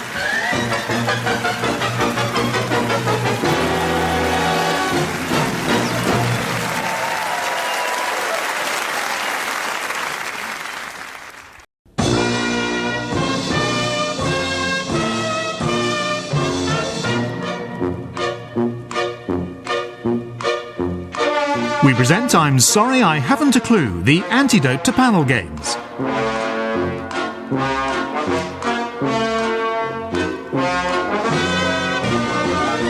At the piano is Colin Sell, and your chairman is Jack Dee.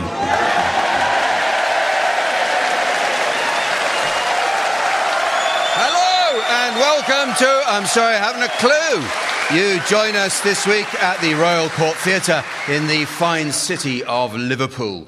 The The city we see today was built on trade with the New World. In 1857, Henry Tate started to import and refine sugar in Liverpool. Having amassed his first £1 million, Tate treated himself to a beautiful yacht, which, when not cruising the French Riviera, he moored on the Mersey next to his factory. As his workers gazed in awe, Tate encouraged them to work hard, explaining that if they toiled 12 hours a day, 7 days a week, without ever taking holidays, in a few years, he'd have a bigger yacht. Tate's financial success lay in selling sugar in previously unimagined quantities.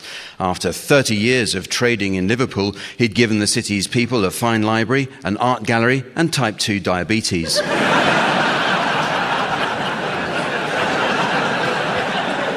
In the early 20th century, Liverpool thrived as the home of the great transatlantic shipping lines. At the industry's peak, it was said that 15% of the population worked for Cunard. The rest didn't work very hard at all.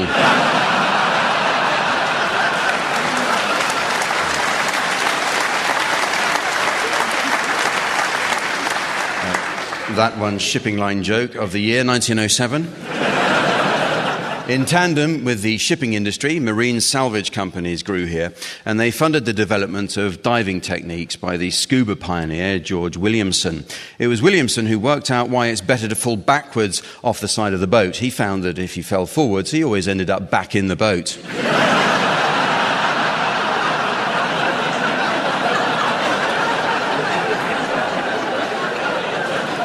As the Great Depression hit Britain's industry in the 1930s, unemployment in Liverpool soared, and thousands living in tiny terraced slum houses found themselves unable to pay their rent.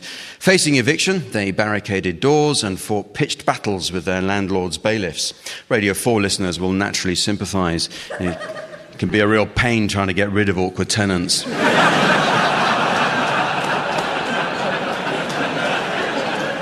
With more than 1,500 animals in 32 acres, Liverpool's Knowsley Zoological Park is a world leader in the field of animal research and is particularly proud of its work in primate sociology. For hundreds of years, it was a common belief that apes can actually speak just like us, but only choose to do so when we're not there. A bit like the French.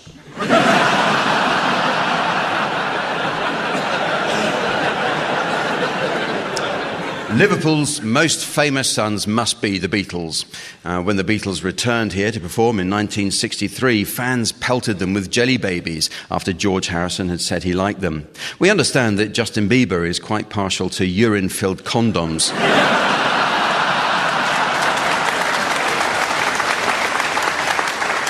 The original Beatles drummer, Pete Best, was replaced by the band just weeks before their first UK single was released. Best became a civil servant and went to work at Garston Job Centre as a careers advisor, eventually rising to be head of irony.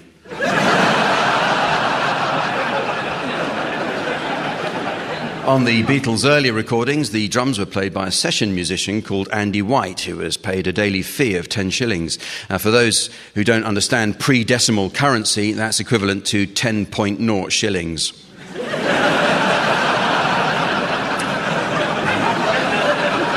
The equivalent of 50 pence a day doesn't seem much, but in those days you could go into a department store with a couple of quid in your pocket and come out with a new wristwatch, a fine pair of shoes and some silk shirts and still have enough left for your taxi home. Of course, CCTV put a stop to that. In 1966, after John Lennon remarked that the Beatles were bigger than Jesus, their records were burnt, their concerts picketed, and they stopped touring forever. But the Beatles weren't the last group of four who should have given up performing 50 years ago. Let's meet the teams. They are, on my left, Barry Cryer and Jeremy Hardy. On my right, Tim Brooke-Taylor and Rory Bremner. And taking her place at the desk next to me, please welcome our scorer, the ever lovely Samantha.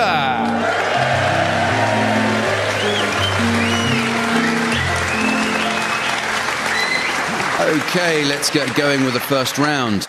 In this game called In My Pants, whoever makes me laugh is the winner. So buckle up, we should be out by Boxing Day. Teams, your task is to suggest book titles, while mine is simply to say the phrase "in my pants" immediately after each title without raising a smile, in the unlikely event that you are able to make me laugh. And it does have to be a proper laugh rather than just a smile, because, you know, a smile, I'm like, they call me babyface, because when I smile it's usually wind. So if you do make me laugh, Samantha will be awarding points. So, Tim, you can start. I know what you did last summer. In my pants. Barry. Little Women. In my pants.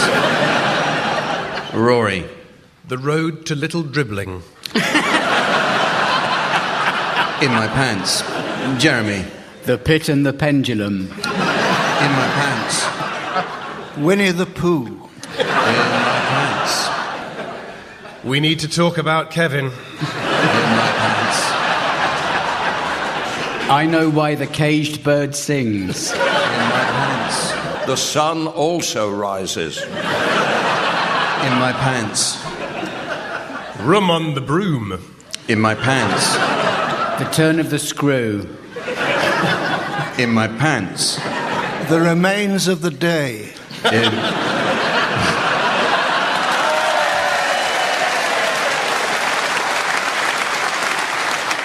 Oh, it's a stupid game anyway. Time for a musical round now, as I ask the teams to play one song to the tune of another. This shouldn't be confused with its rural derivative, one song to the tune of an otter, which, like Ant and Dec, is neither big nor clever. Piano accompaniment will be provided by Colin Sell, and listeners will be interested to know Colin has recently been remastering the classic Platters. Weatherspoons say they'll be rolling out his meat feast sharers by the autumn. Okay, we'll start with you, Tim. I'd like you to sing the words of Anarchy in the UK by the Sex Pistols to the tune of Those Were the Days. I am an antichrist, I am an anarchist. Don't know what I want, but I know how to get it. I want to destroy the passerby, 'cause I wanna be anarchy. Anarchy for the UK, it's coming sometime, and maybe I give a wrong time stopper traffic line. Our future dream is a sharpest scheme, 'cause I wanna be anarchy.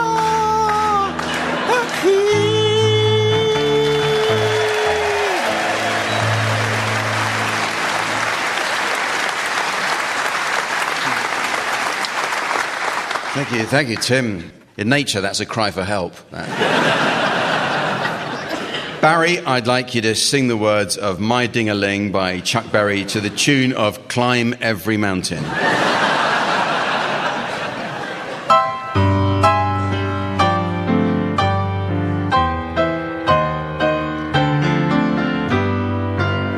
My ding-a-ling, my ding-a-ling, I want to play with my ding-a-ling. My ding-a-ling, my ding-a-ling, I want to play with my ding-a-ling. When I was a little bitty boy, my grandmother bought me a cute little toy. Silver bells are hanging on a string. She told me it was my ding-a-ling.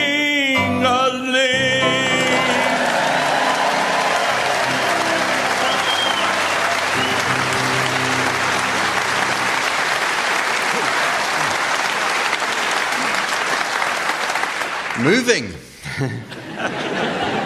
Could someone check Barry is still moving? Okay, your turn, Jeremy. I'd like you to sing the words... no, look. The Beatles let Ringo sing occasionally, and we're going to let Jeremy sing, all right? I'd like you to sing the words of the theme from Ghostbusters to the tune of Lou Reed's Perfect Day.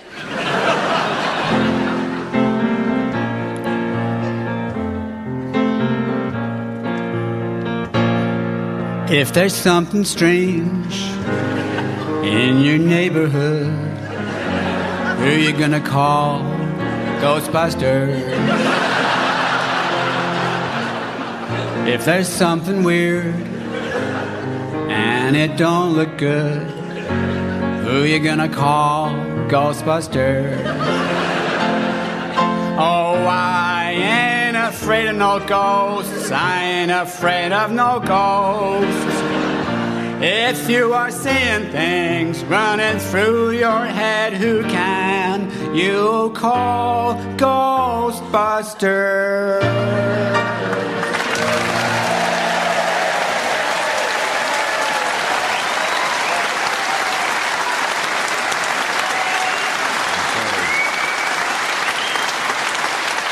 And finally, Rory, I would like you to sing the words of Single Ladies by Beyonce to the tune of Who Do You Think You're Kidding, Mr. Hitler?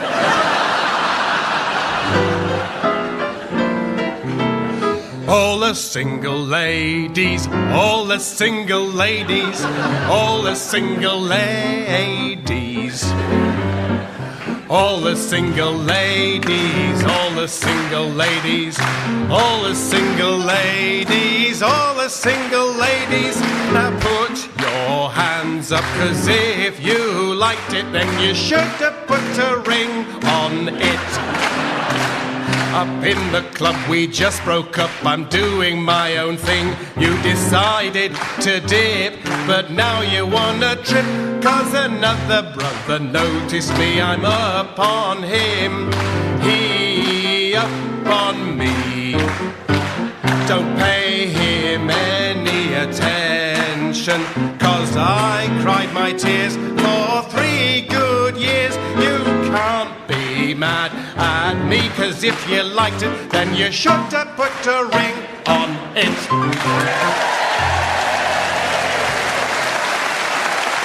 Rory Bremner. Rory Bremner. Thank you. It's always a bit difficult when you start clapping without realising how long it's going to go on for, isn't it? Yeah, because you're stuck with it by then. Okay, next up is a brand new game called Spot the Intro. So fingers on buzzers, teams. The sooner you buzz with the correct answer, the more points you win.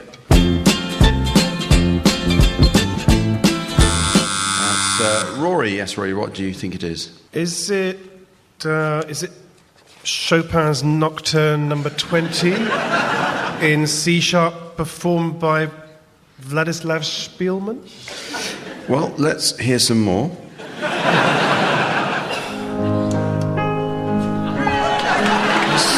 It is indeed Chopin's Nocturne number 20.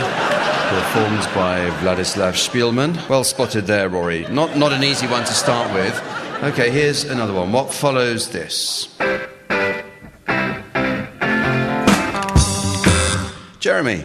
I think that's Sibelius' Corelia Suite, Opus 11, Intermezzo Moderato. Well, let's hear some more. Correct. Well spotted, Jeremy. It is Corelia Suite, Opus 11, Intermezzo Moderato. Quite a rare recording, that one. Let's go again. What is this famous piece of music? And Tim's first on the buzzer this time. So what was that famous intro, Tim? I'm pretty certain that's the Allegro from Mozart's Eine kleine Nachtmusik, K525, played by the Berlin Philharmonic. What? Tim, that was Chuck Berry's intro to Johnny Be Good.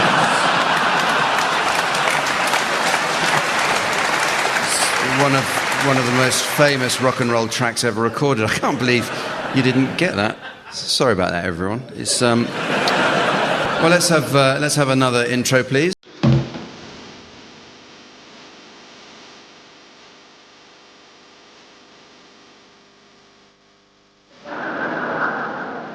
No one? No. Okay,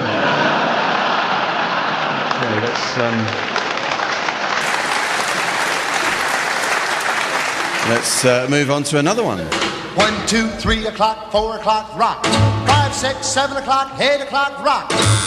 And that's Barry on the buzzer. Barry, what was that piece of music? Well, Jack, it's a bit of a wild guess here. Is that Beethoven's Symphony No. 6, the Pastoral in F, Opus 68? Well, I think Barry, ever the wily old fox, has done it again. Let's have a listen. On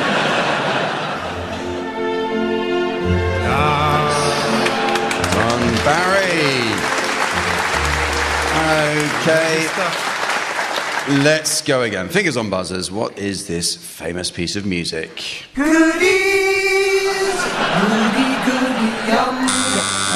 Tim again. I definitely know this one. It's... Oh, and I see the clock has beaten us.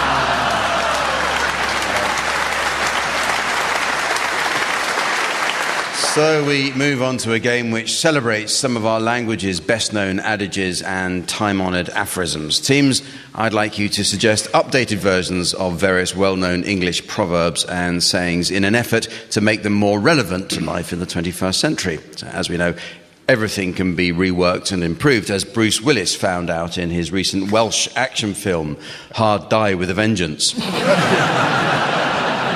We'll start with you, Jeremy. An Englishman's home is... unaffordable.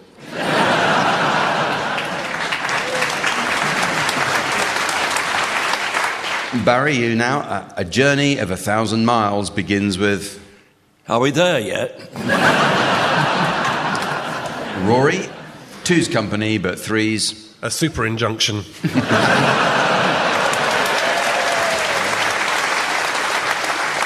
And Tim, a good man is hard. Full stop. Back to you, Jeremy. Love thy neighbour as... Someone has to feed the cats when you're away. Barry, after a storm comes a... Prime Minister with wellies on.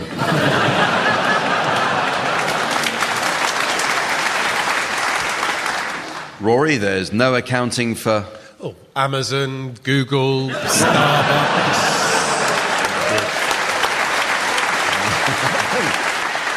And finally, Tim, never go to bed on an... Widdicombe.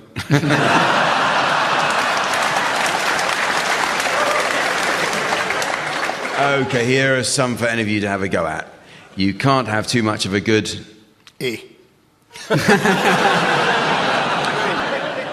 Don't cut off your nose to... Make it easy to put your jumper on, just get a cardie.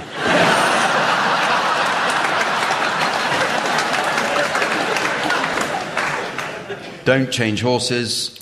Into a lasagna.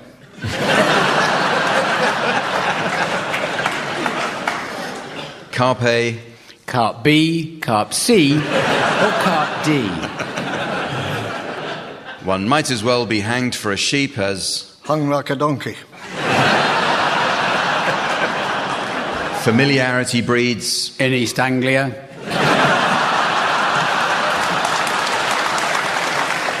Behind every great man there's... An arse. Hell hath no fury like... Twitter. Easy, calm, easy. Apologise.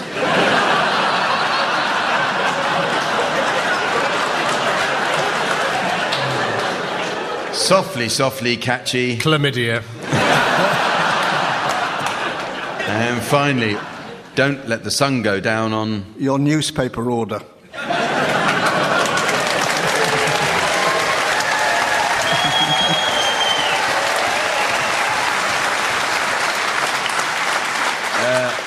Our next game is entitled Stars in Their Ears and is based on Stars in Their Eyes, the TV favourite, with its catchphrase, "Tonight, Matthew, I'm going to be Roy Orbison or Shirley Bassey, depending on the amount of smoke." In this round, the teams will pretend to be well-known celebrities singing well-known songs while Colin Sell provides musical accompaniment. You're first to go, Jeremy, so tell us who are you going to be tonight? Tonight, Jack, I'm going to be Julian Clary. Okay, Jeremy, I'd like you, please, to provide us with a rendition of the song Rawhide in the style of Julian Clary.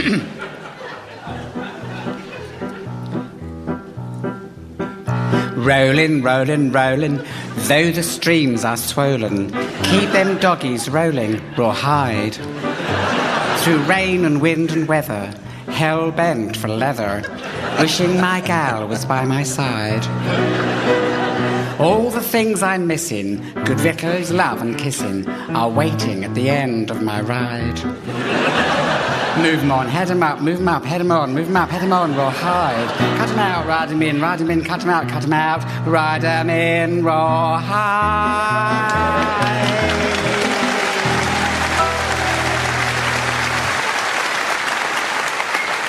All right, Barry, who are you going to be for us tonight? Tommy Cooper. Okay, Barry, I'd like you to give us a rendition of the song My Way in the style of Tommy Cooper.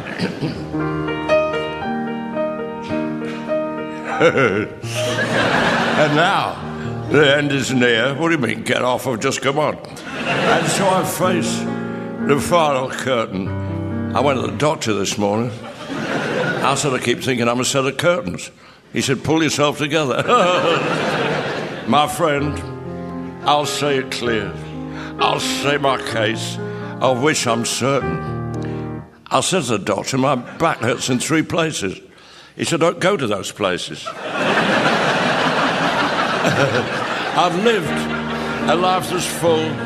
I've travelled each and every highway. My wife walks 5 miles a day. She's 50 miles away now. And more, much more than this. I did it my way, like that. No, like this. Regrets, I've had a few.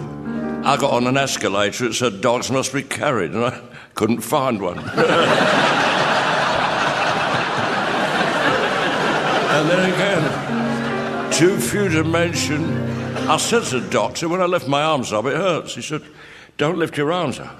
I did what I had to do and saw it through without exemption. I planned each charted course, each careful step along the byway. I was in the queue at the post office this morning, and the guy in front of me was holding a banana up. I said, why are you holding that banana up? And he looked and said, oh no, I've eaten my gun. And more, much more than this, I did it my way. Thank you very much. Thank you.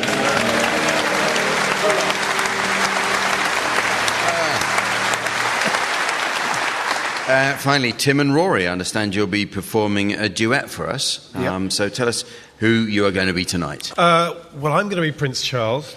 Who are you going to be, Tim? I'm going to be the Queen. Okay, Tim and Rory, would you please provide us with a rendition of I Remember It Well in the style of the Queen and Prince Charles?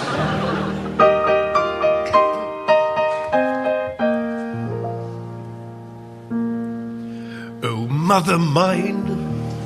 I'm head of state. I'm first in line. You'll have to wait. Ah, yes, I remember it well. When I was born, your happy tears. We had to drag you by your ears. Yes, I remember it well. But you still carry out your royal offices. While you still sell organic sausages. You're good at pomp and circumstance. You chat to trees and talk to plants. Ah, yes. We remember it well.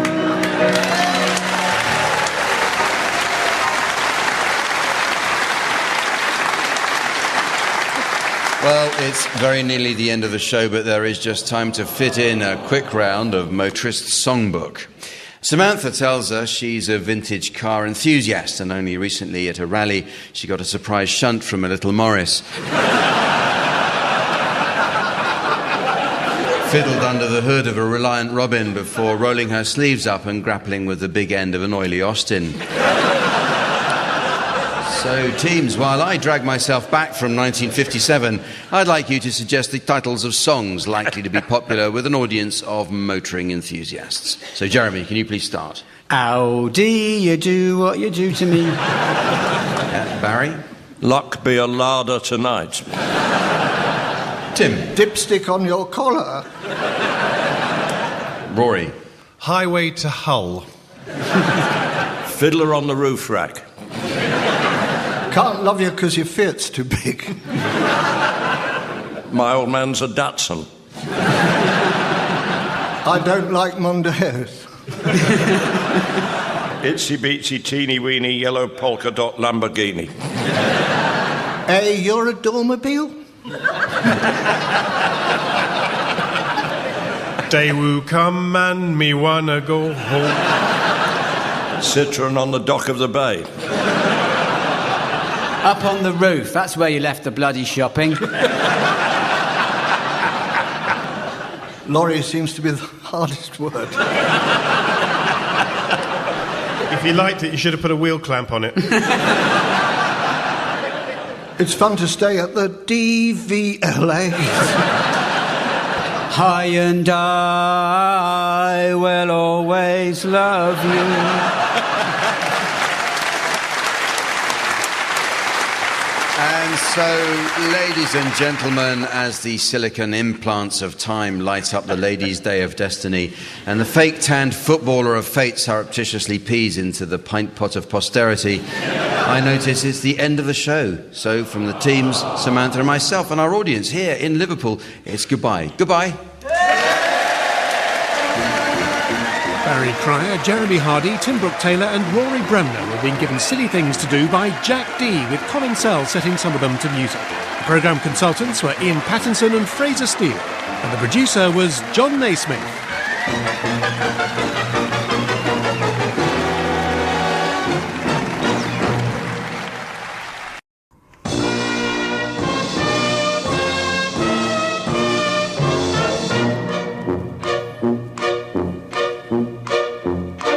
We present I'm Sorry I Haven't a Clue, the antidote to panel games.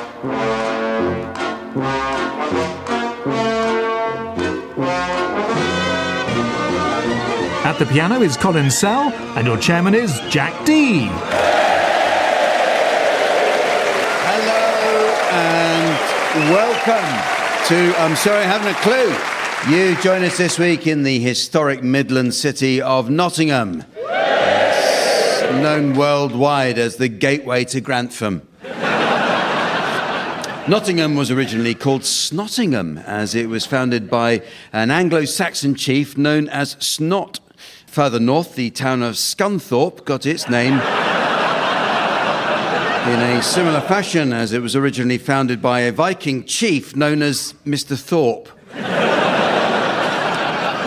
In 1180, Nottinghamshire was the first place in England to experience an earthquake.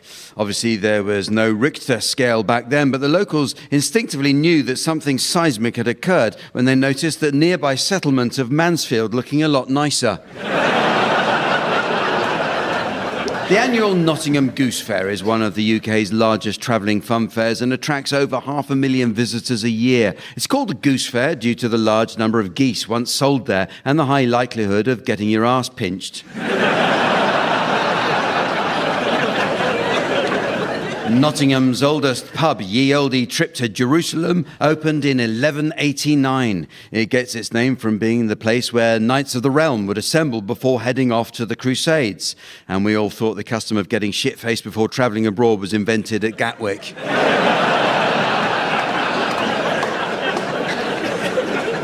In a recent survey, Notts County's theme song, Notts County for Me, was voted the worst pop song of all time. Well, out of interest, I ordered the single from the BBC record library. It had been played so rarely that the hole in the middle had started to heal over. Nottingham was the first UK city to install braille signs in its shopping centres. This scheme was hailed as a major victory for Nottingham's blind community, as it meant for the first time in their lives they could avoid accidentally walking into JD Sports.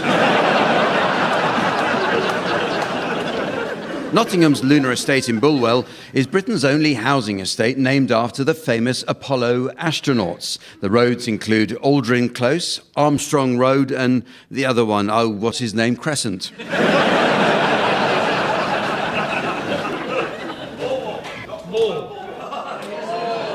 What? Oh, it's Bulwell. Thank you. Yes, we know.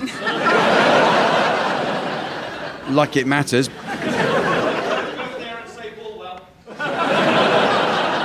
I wouldn't go there anyway.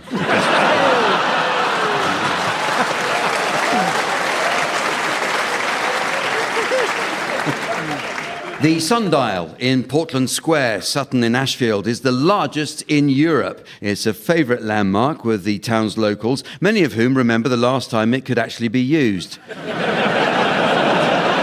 August 1976. But, talking of things that haven't shone for years, let's meet the teams. They are, on my left, Fred Macaulay and Vicky Pepperdine.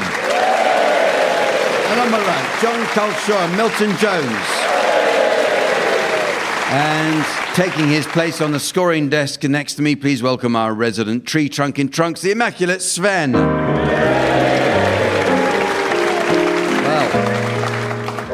So we start this week with some new additions to the Uxbridge English Dictionary. A good dictionary is essential for learning the correct use of similar terms. For example, many people don't understand the subtle difference between the words anarchic and seditious.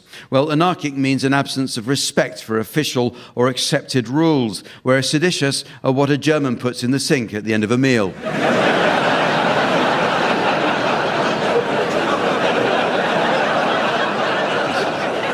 But the meanings of words are constantly changing, teams, so your suggestions, please, of any new definitions you may have spotted recently. Vicky, you can start. Just ate. I recently had lunch. John. Turtle. The sum of everything in Hull.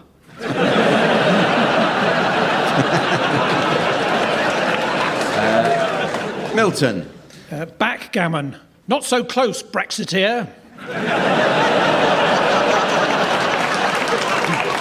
And Fred. Expert. Bit saggy now.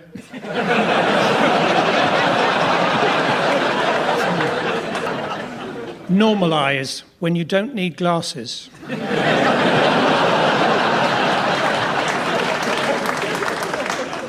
Polarise. When you do need glasses. Colonisation. Turning something into an arse.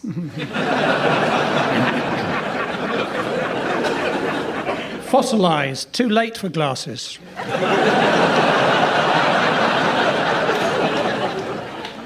Concrete. Yorkshire Nose Job Clinic. Because your conks reet. Vocalise. You've got glasses, but they can talk as well. Golden syrup. Blonde wig. Chiropractor, or as they call them in Egypt, practor.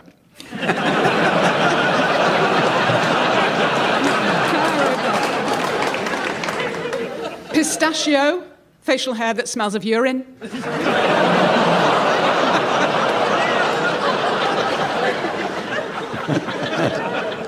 Academic, clever Irishman.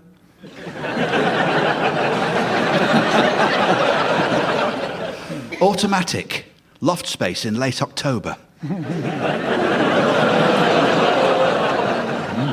Kuala Lumpur, a cross between a bear and an Oompa Loompa.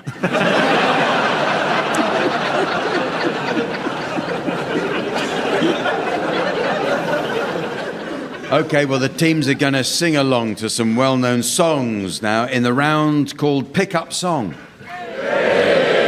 These days, rare vinyl commands a fortune at auction. Local collectors will tell you that a mint-condition copy of Starting Over, the debut single of local star Sue Pollard, can fetch as much as £5 at auction. A scratched, unplayable copy will be worth even more.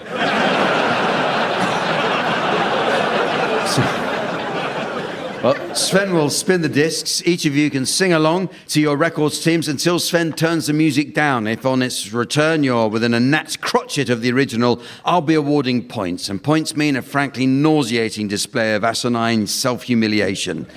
What do points mean? Yes, and this week's prize is just a thing to liven up a listless sea mammal. It's this Nespresso dolphin pod.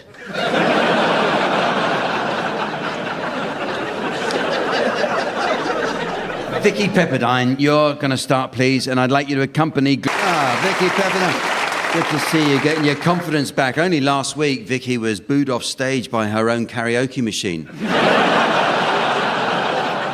It's all true. OK, Fred Macaulay, I'd like you to accompany Julio Las cosas de siempre. Quiero saber si tú on me quieres. Quiero volver a empezar. When they begin. Quiero saber.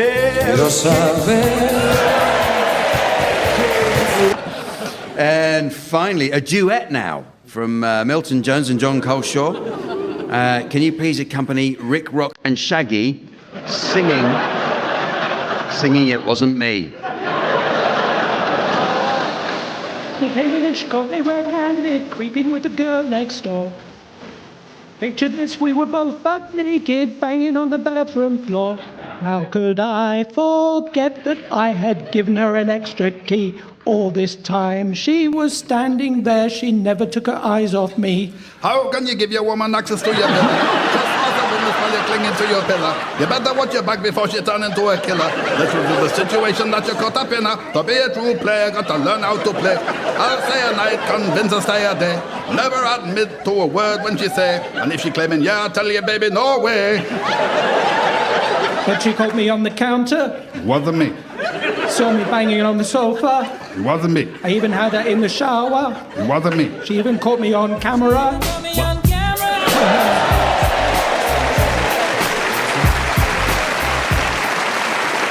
Thank you, Milton. Thank you, John.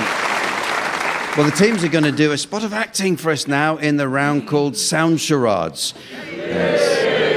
This game is all about miming the theatrical technique of suggesting action, character, or emotions without words. The father of mime was, of course, Marcel Marceau. During the Second World War, Marceau was a member of the French resistance, and it was during this time that Marceau earned the reputation as the worst lookout in the history of modern warfare.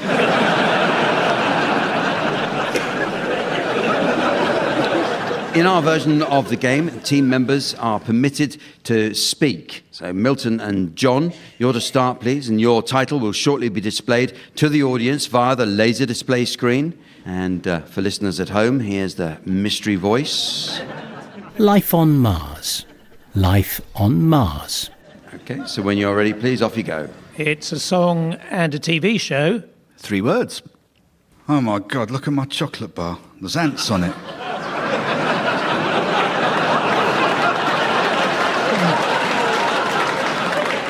Ants? Yeah, they're crawling all over it. Are they burrowing into the caramel filling? Yes, and the nougat centre.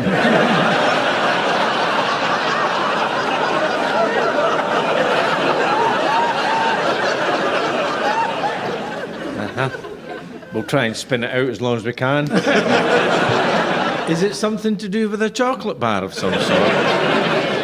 And another planet. Could it be Vicky. a life on Mars? Yeah, it is. Exactly. Okay. I should have reminded the audience, if you think that the guessing team is getting warm, you can applaud to encourage them and make it go quicker. All right, so it's your turn now, Vicky and Fred. Your title's now being exhibited on the laser display board, and once more, here's a mystery voice for listeners at home. The lady vanishes. The lady vanishes. When you're ready, Vicky and Fred. Film, 3 words. Hello. I've come for a copy of England's longest-running weekly magazine for women.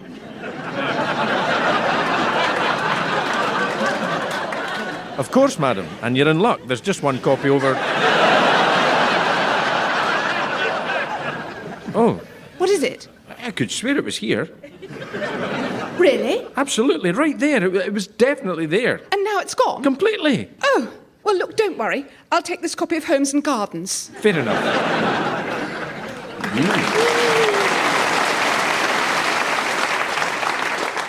Something about something disappearing. The vanishing Homes and Garden magazine. The vanishing woman, the vanishing lady. Yes. Got it. Well done, that was it. That's not exactly it. Well, then that's... it's close enough to let us move on.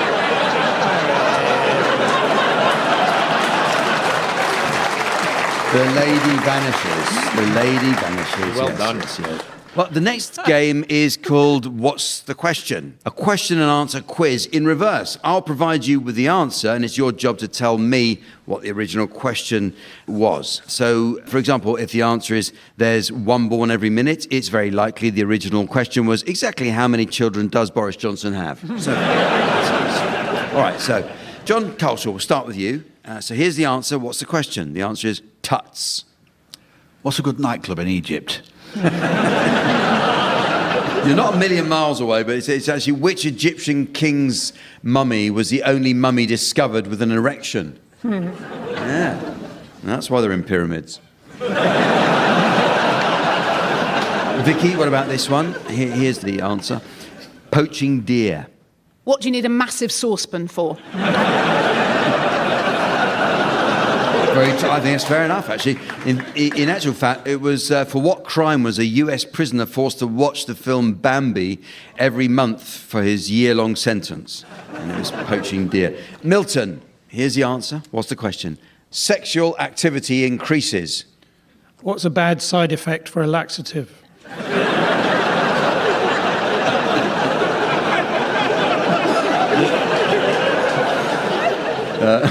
In actual fact, the question was, what in 1996 did a Nottingham professor discover was the result of feeding porridge to snails? Yeah. And finally, Fred, the answer is cash up front. How does Prince Charles like his charity donations? It was actually, how did Aretha Franklin insist on being paid for a performance? All right, here are some for any of you to have a go at. This is the answer. I need the question. The answer is cubic turds. What was a rejected name for a Mike Oldfield album? It's actually what are wombats famous for excreting? Yeah. Here's another one. Here's the answer. What's the question? Lying flat on your back with your arms and legs spread. What's the fastest form of speed dating? It's actually, Vicky, it was what's the best way to survive if trapped inside a falling elevator? So, now we know. And finally, here's the answer. What's the question? It's the last one. The Queen was trapped in it. How do we know if the Queen trap worked?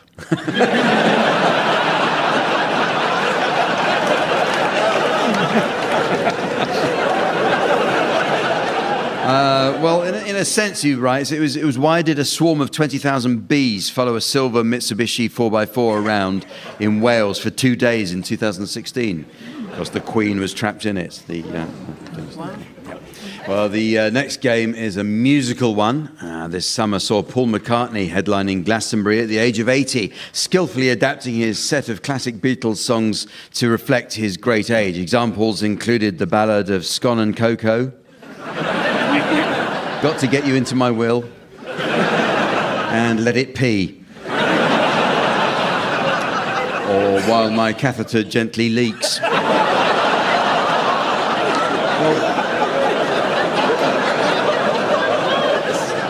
In this round, panellists from each team will take it in turn to sing the opening line to a series of well-known songs, and it's the job of their teammate to answer each opening line in a manner likely to end the song altogether. And piano accompaniment will be provided by Colin Sell. Incidentally, Colin tells us he recently started an exciting new job. Last week, he was given the position of the conductor of the BBC Symphony Orchestra. And within 10 minutes, he says he was outside the man's house in his Uber minicab. OK, can we have your medley of first lines now, please? It's been 7 hours and 15 days. Hello, NHS Direct. It's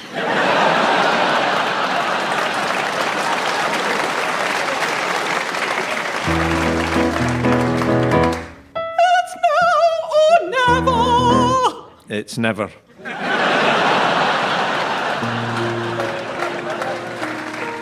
Turn around, every now and then I get a little bit lonely and you're never coming round. Turn around. This is the worst sat-nav ever.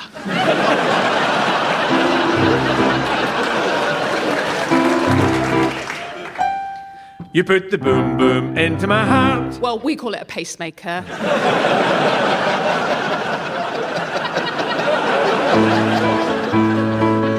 Can you hear the drums, Fernando? Nope.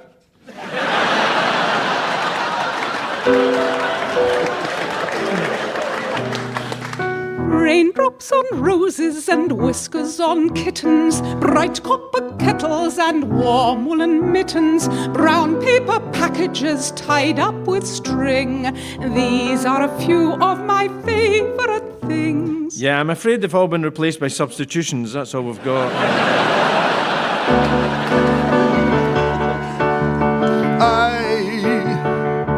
I will be king, and you will be queen. I don't know, Viscount Lindley. It seems like a lot of people to murder.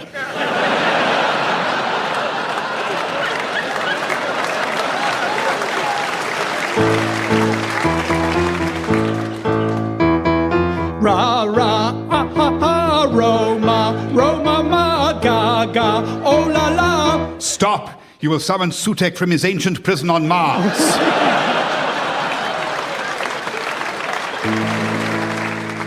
What's it all about, Alfie? Well, it's about this bloke played by Michael Caine, but we can watch something else if you want.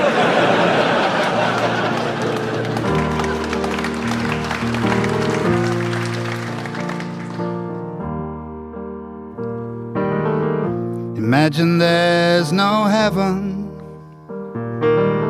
It's easy if you try. I think you might be in the wrong job, Vicar.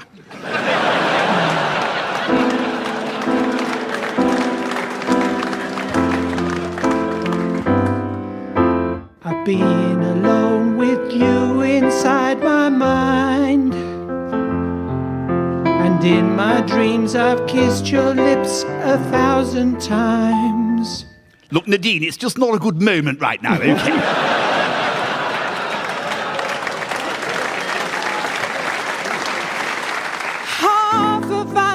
Satisfied, half of us in need. Oh, when will there be a harvest for the world? Nose.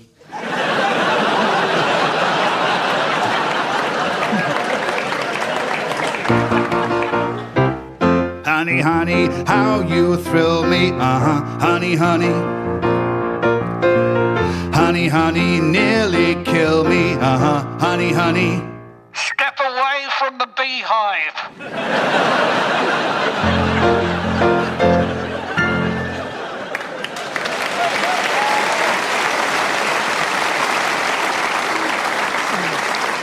It is very nearly the end of the show, ladies and gentlemen. But, there is just time to fit in a quick round called Theatre or Bedroom. The world of theatre is one of superstition and ritual. As we all know, many actors refer only to the Scottish play, believing any mention of Macbeth is likely to mean a disastrous performance will ensue. And similarly, many superstitious theatre managers ban any mention of an evening with Fred Macaulay for exactly the same reason. In this round, teams, I'd like you to come up with examples of phrases likely to be overheard both in the theatre and the bedroom. So you can start, please, Milton. Get off.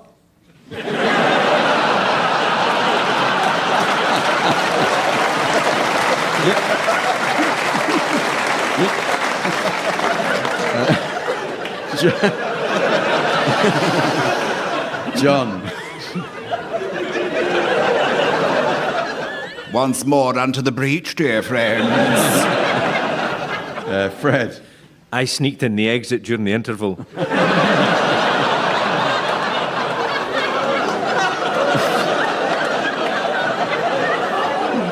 Vicky. What a pity Benedict Cumberbatch had to pull out.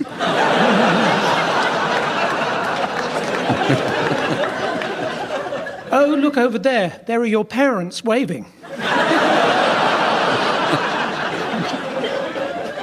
We're doing it 6 days a week and twice on Saturdays. Magnificent curtains.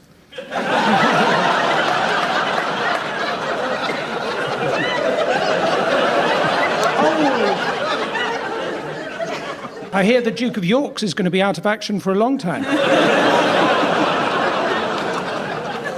I wish I'd brought a cushion.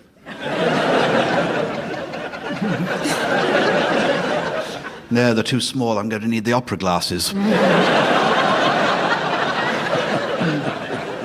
I can't hear you at the back.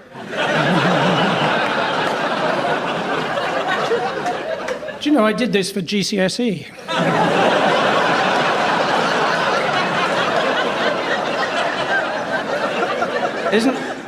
Isn't it amazing that Gielgud and Olivia were both in here over 60 years ago?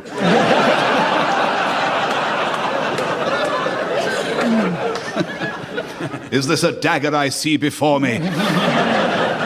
He's up for a Tony, apparently.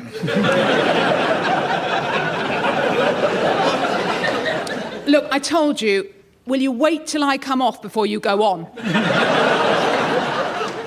We only had 10 in last night.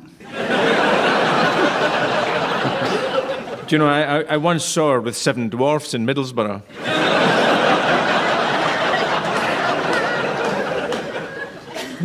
Last time I tried this, I lost my footing and fell into the pit.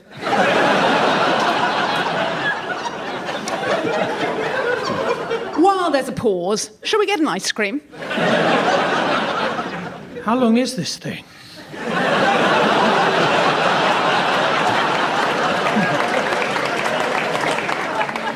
And so, ladies and gentlemen, as the two-person tent of time is abandoned at the fetid festival of fate due to its proximity to the pestilent portaloos of posterity, I notice it's the end of the show.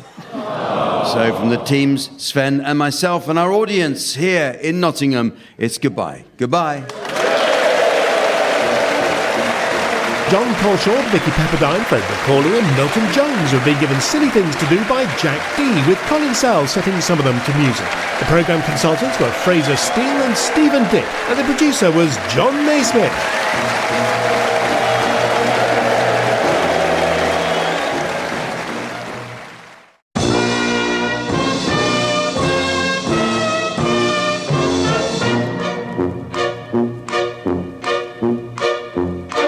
We present I'm Sorry I Haven't a Clue, the antidote to panel games.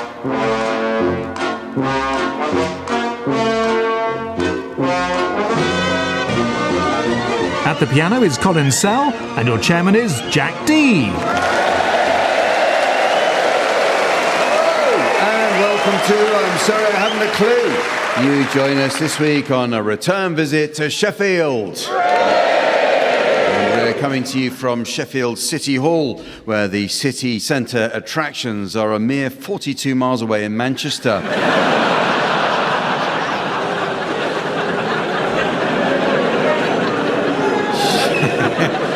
Sheffield produces most of the world's cutlery. Demand for Sheffield cutlery is at an all-time high thanks to a burgeoning Middle Eastern market and the constant demand for silver spoons from the English home counties maternity units. And by the way, if you're listening in Lancashire, cutlery is that shiny metal stuff that you get out at Christmas. Legendary athlete Sebastian Coe was born in the city. The middle-distance superstar entered the record books as the only child in the history of Sheffield ever to be named Sebastian.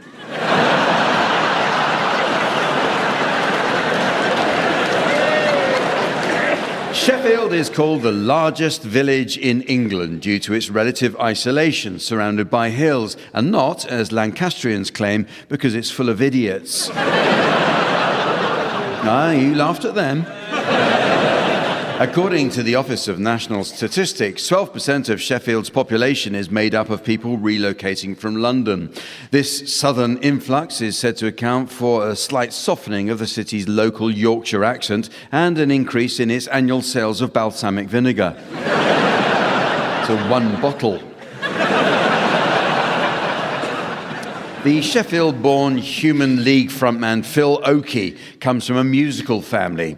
His father played trumpet in a jazz band, while his sister annoys pub customers by singing along to backing tracks. That's karaoke.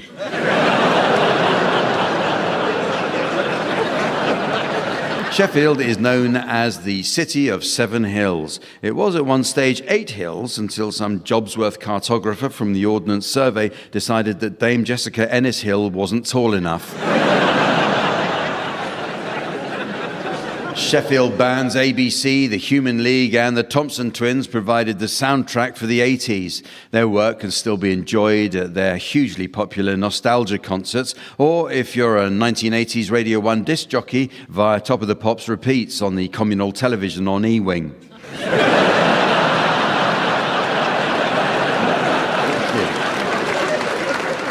Pulp's Jarvis Cocker was born in Sheffield. Although now based in Paris, the quirky frontman still returns to the city of his birth and can often be seen clothes shopping in Oxfam or Sue Ryder, either chatting with fans or fending off the staff who keep trying to put him back on display in the shop window. And talking of common people, let's meet the teams. On my right, please welcome Tony Hawks and Lucy Porter. And on my left, Miles Jupp and Milton Jones.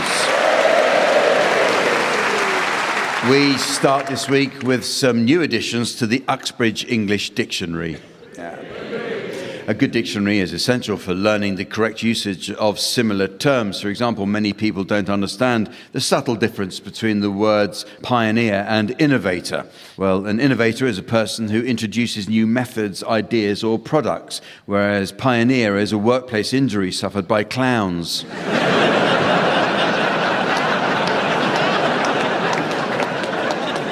But the meanings of words are constantly changing, teams, so your suggestions, please, of any new definitions you may have spotted recently. Lucy, you can start. Grimsby, a fairy tale insect.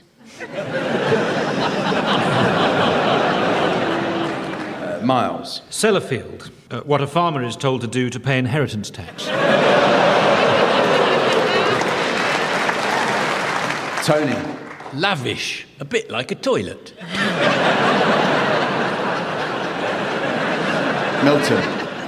Obesity, that medical drama that used to be on Saturday nights.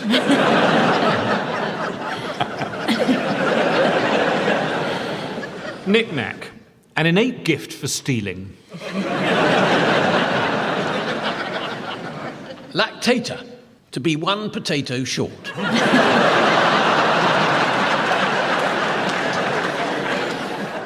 Orchestral, suggestion of a different bird to eat this Christmas.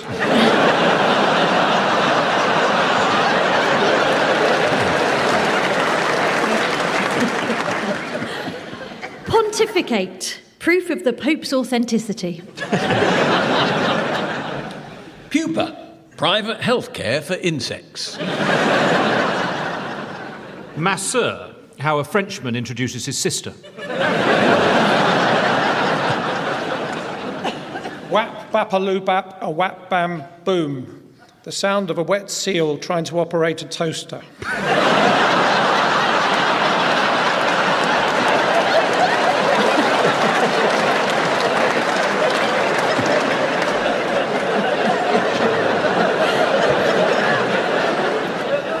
Tapas, to pat a bottom. Trench warfare, a battle over a spanner in Yorkshire.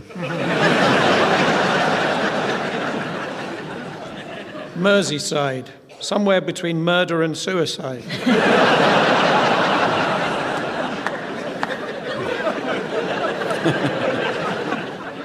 Lobotomy, having short legs.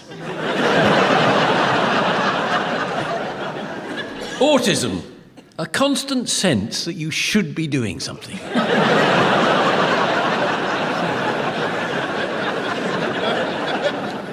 Subwoofer, a dog trained to bark at U-boats. Dundee, unimpressive boast about how much of the alphabet you've studied.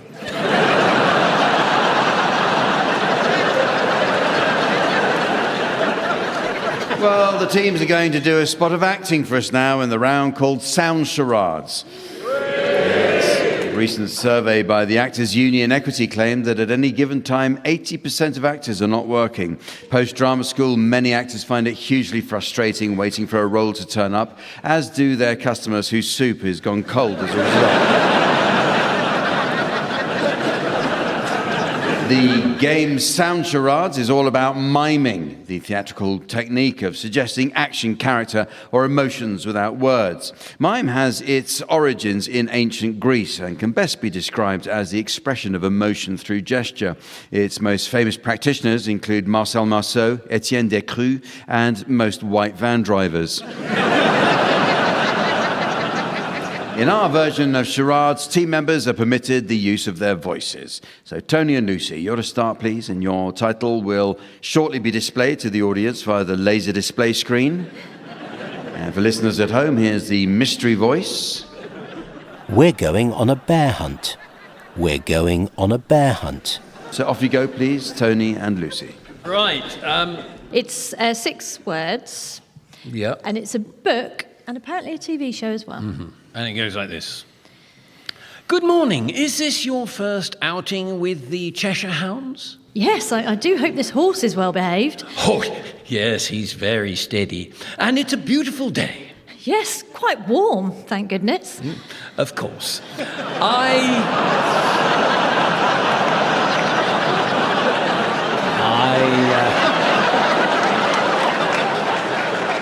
I'm guessing from that it's your first time riding naked.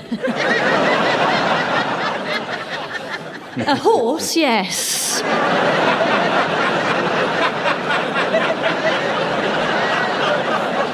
Well, it's a tradition here at the Cheshire Meet. Hunting pink is an expensive thing these days, so we've decided to do without. It's quite a sight.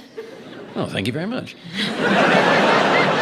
And here come the hounds. Oh, that's a magnificent pack. You're too kind. Good heavens, who's that? He's the whipper-in. Oh, and today he's whipped it out. It all adds to the fun. Tally-ho!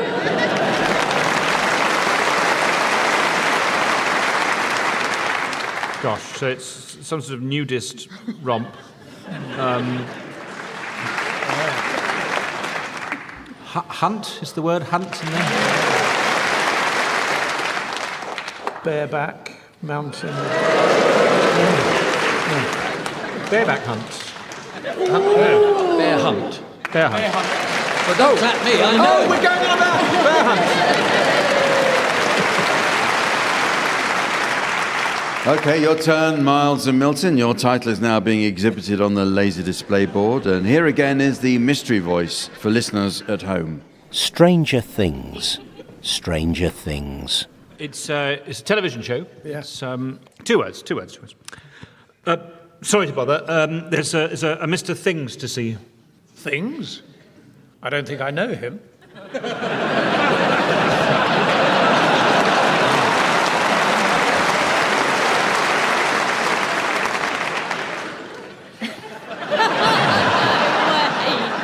Right, Mr. Things. I don't know Mr. Things. I don't know Mr. Things.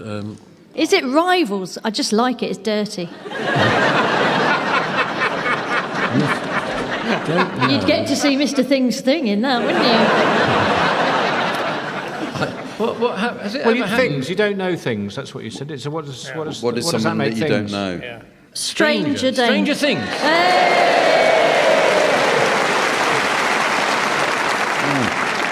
Well, it's now time to play the game called Mornington Crescent. Now, first I notice our hallway has been blitzkrieged by a letter. It comes from a Mrs. Trellis of North Wales. And she writes, "Dear Liam Neeson, to the person who stole my glasses, I will track you down. I have contacts. Yours sincerely, Mrs. Trellis." On with the game, and since we're in the fine city of Sheffield, famed as a once proud centre of steelmaking and the setting for the film The Full Monty, we'll today be playing Strip Mornington Crescent. Incidentally, our own Miles Jupp was in the TV version of The Full Monty, weren't you, Miles? I believe you had a small part in it. So... the rules are quite simple. If any player makes a foul move which is disallowed, he or she must remove one article of clothing. Apart from that, we'll be playing according to Stovall's articulated version of the game, where line stoppage is free, but laterals and ridings will need to be trebled unless north of the Jubilee line. Right? All quite simple. So, Tony, you can start. Well, given that line stoppage is free, I can start with Tottenham Court Road. Yes? Yeah. I will go Black Horse Road. Black Horse Road. Yes. 9 Elms? Yeah, that's okay. Nice. Yeah, well done, yeah. Milton? Arnos Grove.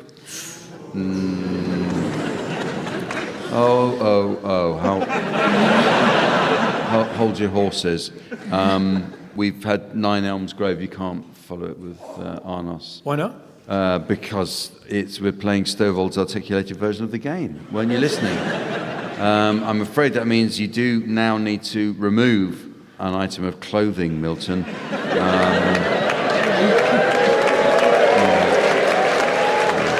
You're on tour at the moment, aren't you, Milton? Yes. How did you know? Well, I just noticed you're wearing a stab vest.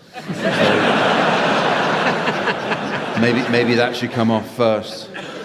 Okay, here it comes. Right. Back to you, Tony. Well, I don't want to go north of the Jubilee line, so I'm going to go Tooting Broadway.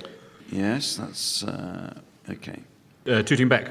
Mm-hmm. Yes, Tooting Beck you can have, in fact, because of being north of Watford, that's okay. Yeah. Otherwise, it would have been a problem. Lucy. I will go north of the Jubilee line for Amersham. Amersham. Very, yes. Amersham. Inspired. Yeah. Milton. Barking. I think when we've got where line stoppage is free, but laterals are ridings, we can't do barking, especially with an opening like Tottenham Court Road. It would throw the whole game off balance. I'm afraid your high-vis jacket's going to have to come off now. Right, here goes.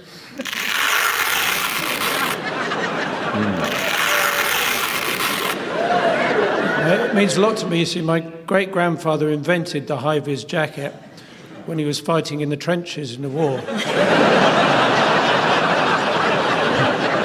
It was also the last thing he did. Yes, that's right. We're all wearing high-vis jackets this evening in his memory. Perhaps we could have a little time of reflection.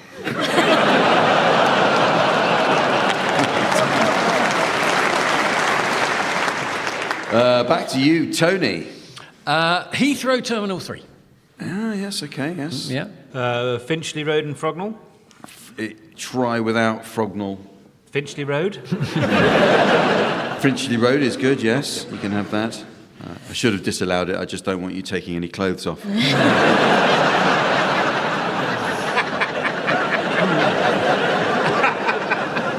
Lucy? Bit risky because I think it didn't work out earlier, but I think now Arnos Grove is in play. Arnos Grove, in fact, you can do. You can. Yes. It was helped by your Amersham earlier on, so well done you. Yeah, good play. You did. Milton. I've got a bad feeling about this. Acton Town.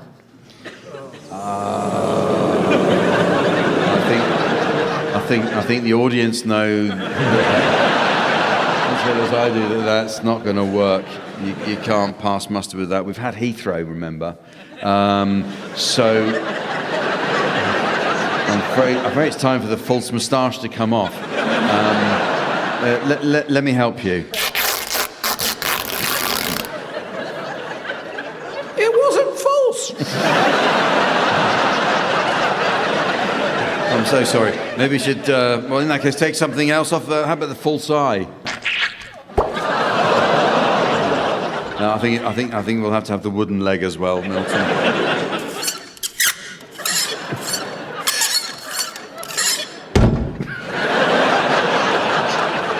Fair enough. Well, better luck next time. Tony. Well, I'll just have to go Hampstead. I can't let you have Hampstead. No, not after you've had Heathrow. I'm afraid that means you're going to have to take off your sequin G-string. Okay. Mornington Crescent! Okay. Funny place to keep a sock, Tony. Well, the next game is a musical one entitled Song Stoppers. In this round, panellists from each team will take it in turn to sing the opening line to a series of well-known songs. It's the job of their teammate to answer each opening line in a manner likely to end the song altogether. At the piano, we have Colin Sell. And incidentally, Colin was excited to tell us how, after he'd finished work one evening, none other than the great Sir Simon Rattle approached him from the stalls with some valuable advice. He said, "I'd give it 10 minutes, mate."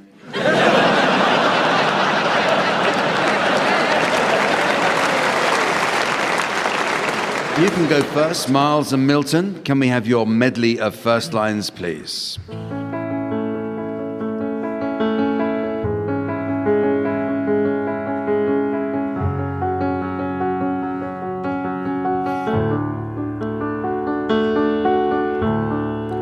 I heard... Sheep or cows?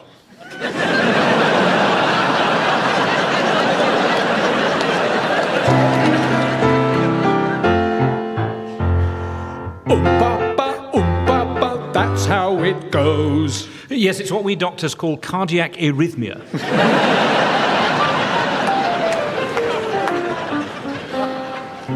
Salagadoola, menchakaboola, bibbidi bobbidi boo. And lovely children they are too, Mr. Rees-Mogg.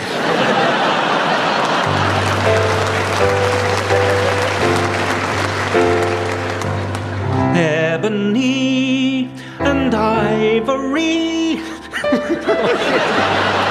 No, keep going, Colin, I've got away with it. Ebony and ivory live together in perfect harm. I could sing it for you. Do you want me to sing it for you, Mark? Yes. Tony sing it. And then they'll do the punchline, OK. Thank you. Ebony and ivory live together in perfect harmony. Yeah, the perfect blend of deforestation and illegal poaching.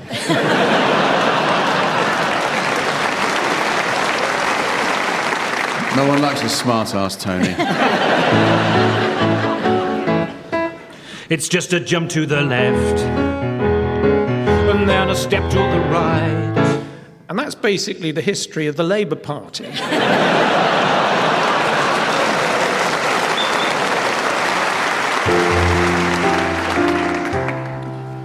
When I find myself in times of trouble, Mother Mary comes to me, speaking words of wisdom. Oh, blah dee, oh, blah da.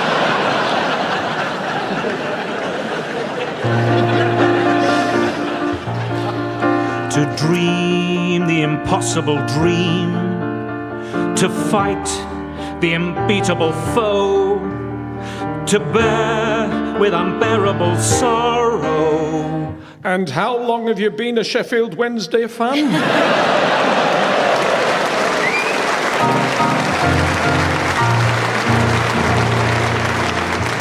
OK, your turn now. Tony and Lucy, can we have your first line medley, please? It's my party and I cry if I want to, cry if I want to. Well, Kemi, it's tough. You shouldn't have entered the leadership race.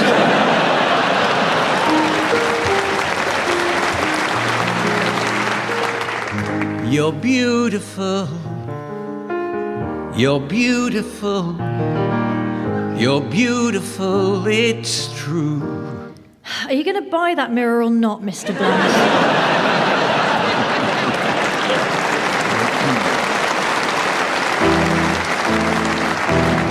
And if you don't love me now, you will never love me again. I can still hear you saying you would never break the chain. I'm sorry, but it just wouldn't flush.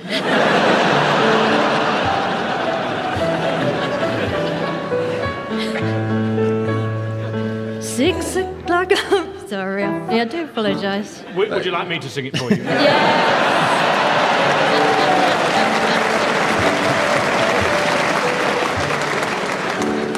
6 o'clock already, I was just in the middle of a dream. I was kissing Valentino by a crystal blue Italian stream. Lucy, wake up, you're snogging the cat.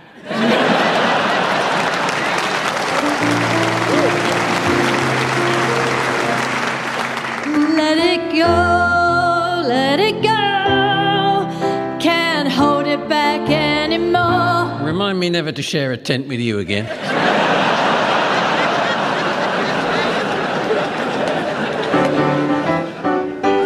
Hey, you put your left arm in, your left arm out, in, out, you shake it all about. Yes, is there another vet we could speak to?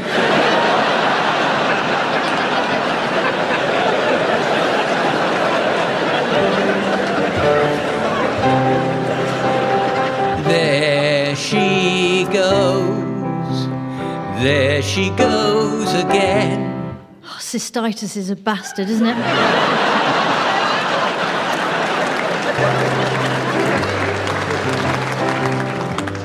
She unscrews the top of her new whiskey bottle and shuffles about in her candlelit hovel like some kind of witch with blue fingers in mittens. Still, at least she got to be Prime Minister for 44 days.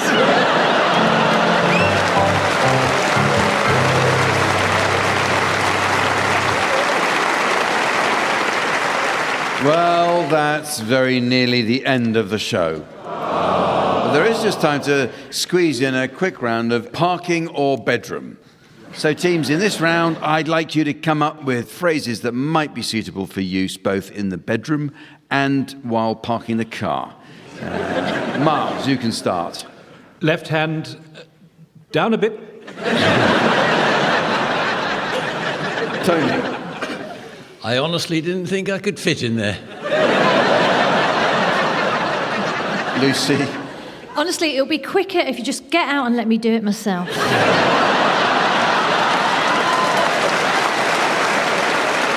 Milton. Sorry, I didn't mean to honk.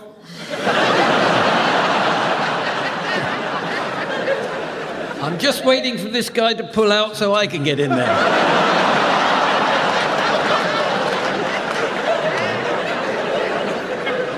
I just always feel safer in these big Swedish models. Don't worry, I'm just dropping off as well.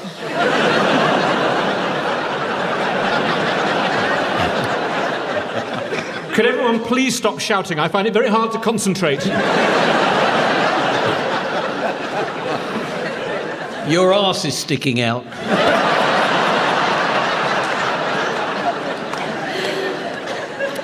Oh, if you have a rummage in there, you might be able to pull out a tin of travel sweets.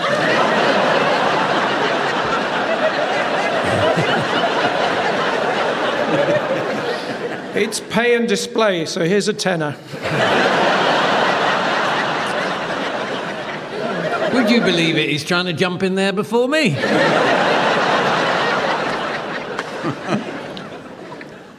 What an arsehole.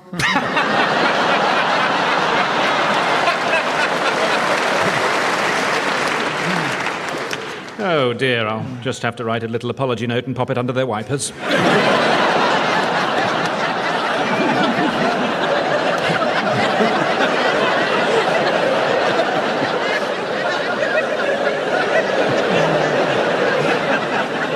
And so, ladies and gentlemen, as the worming tablet of time is given to the dastardly Doberman of destiny, seconds before it drags the backside of abomination across the cream-coloured carpet of calamity, I notice it's the end of the show. So from the teams, Sven, myself, and our audience here in Sheffield, it's goodbye.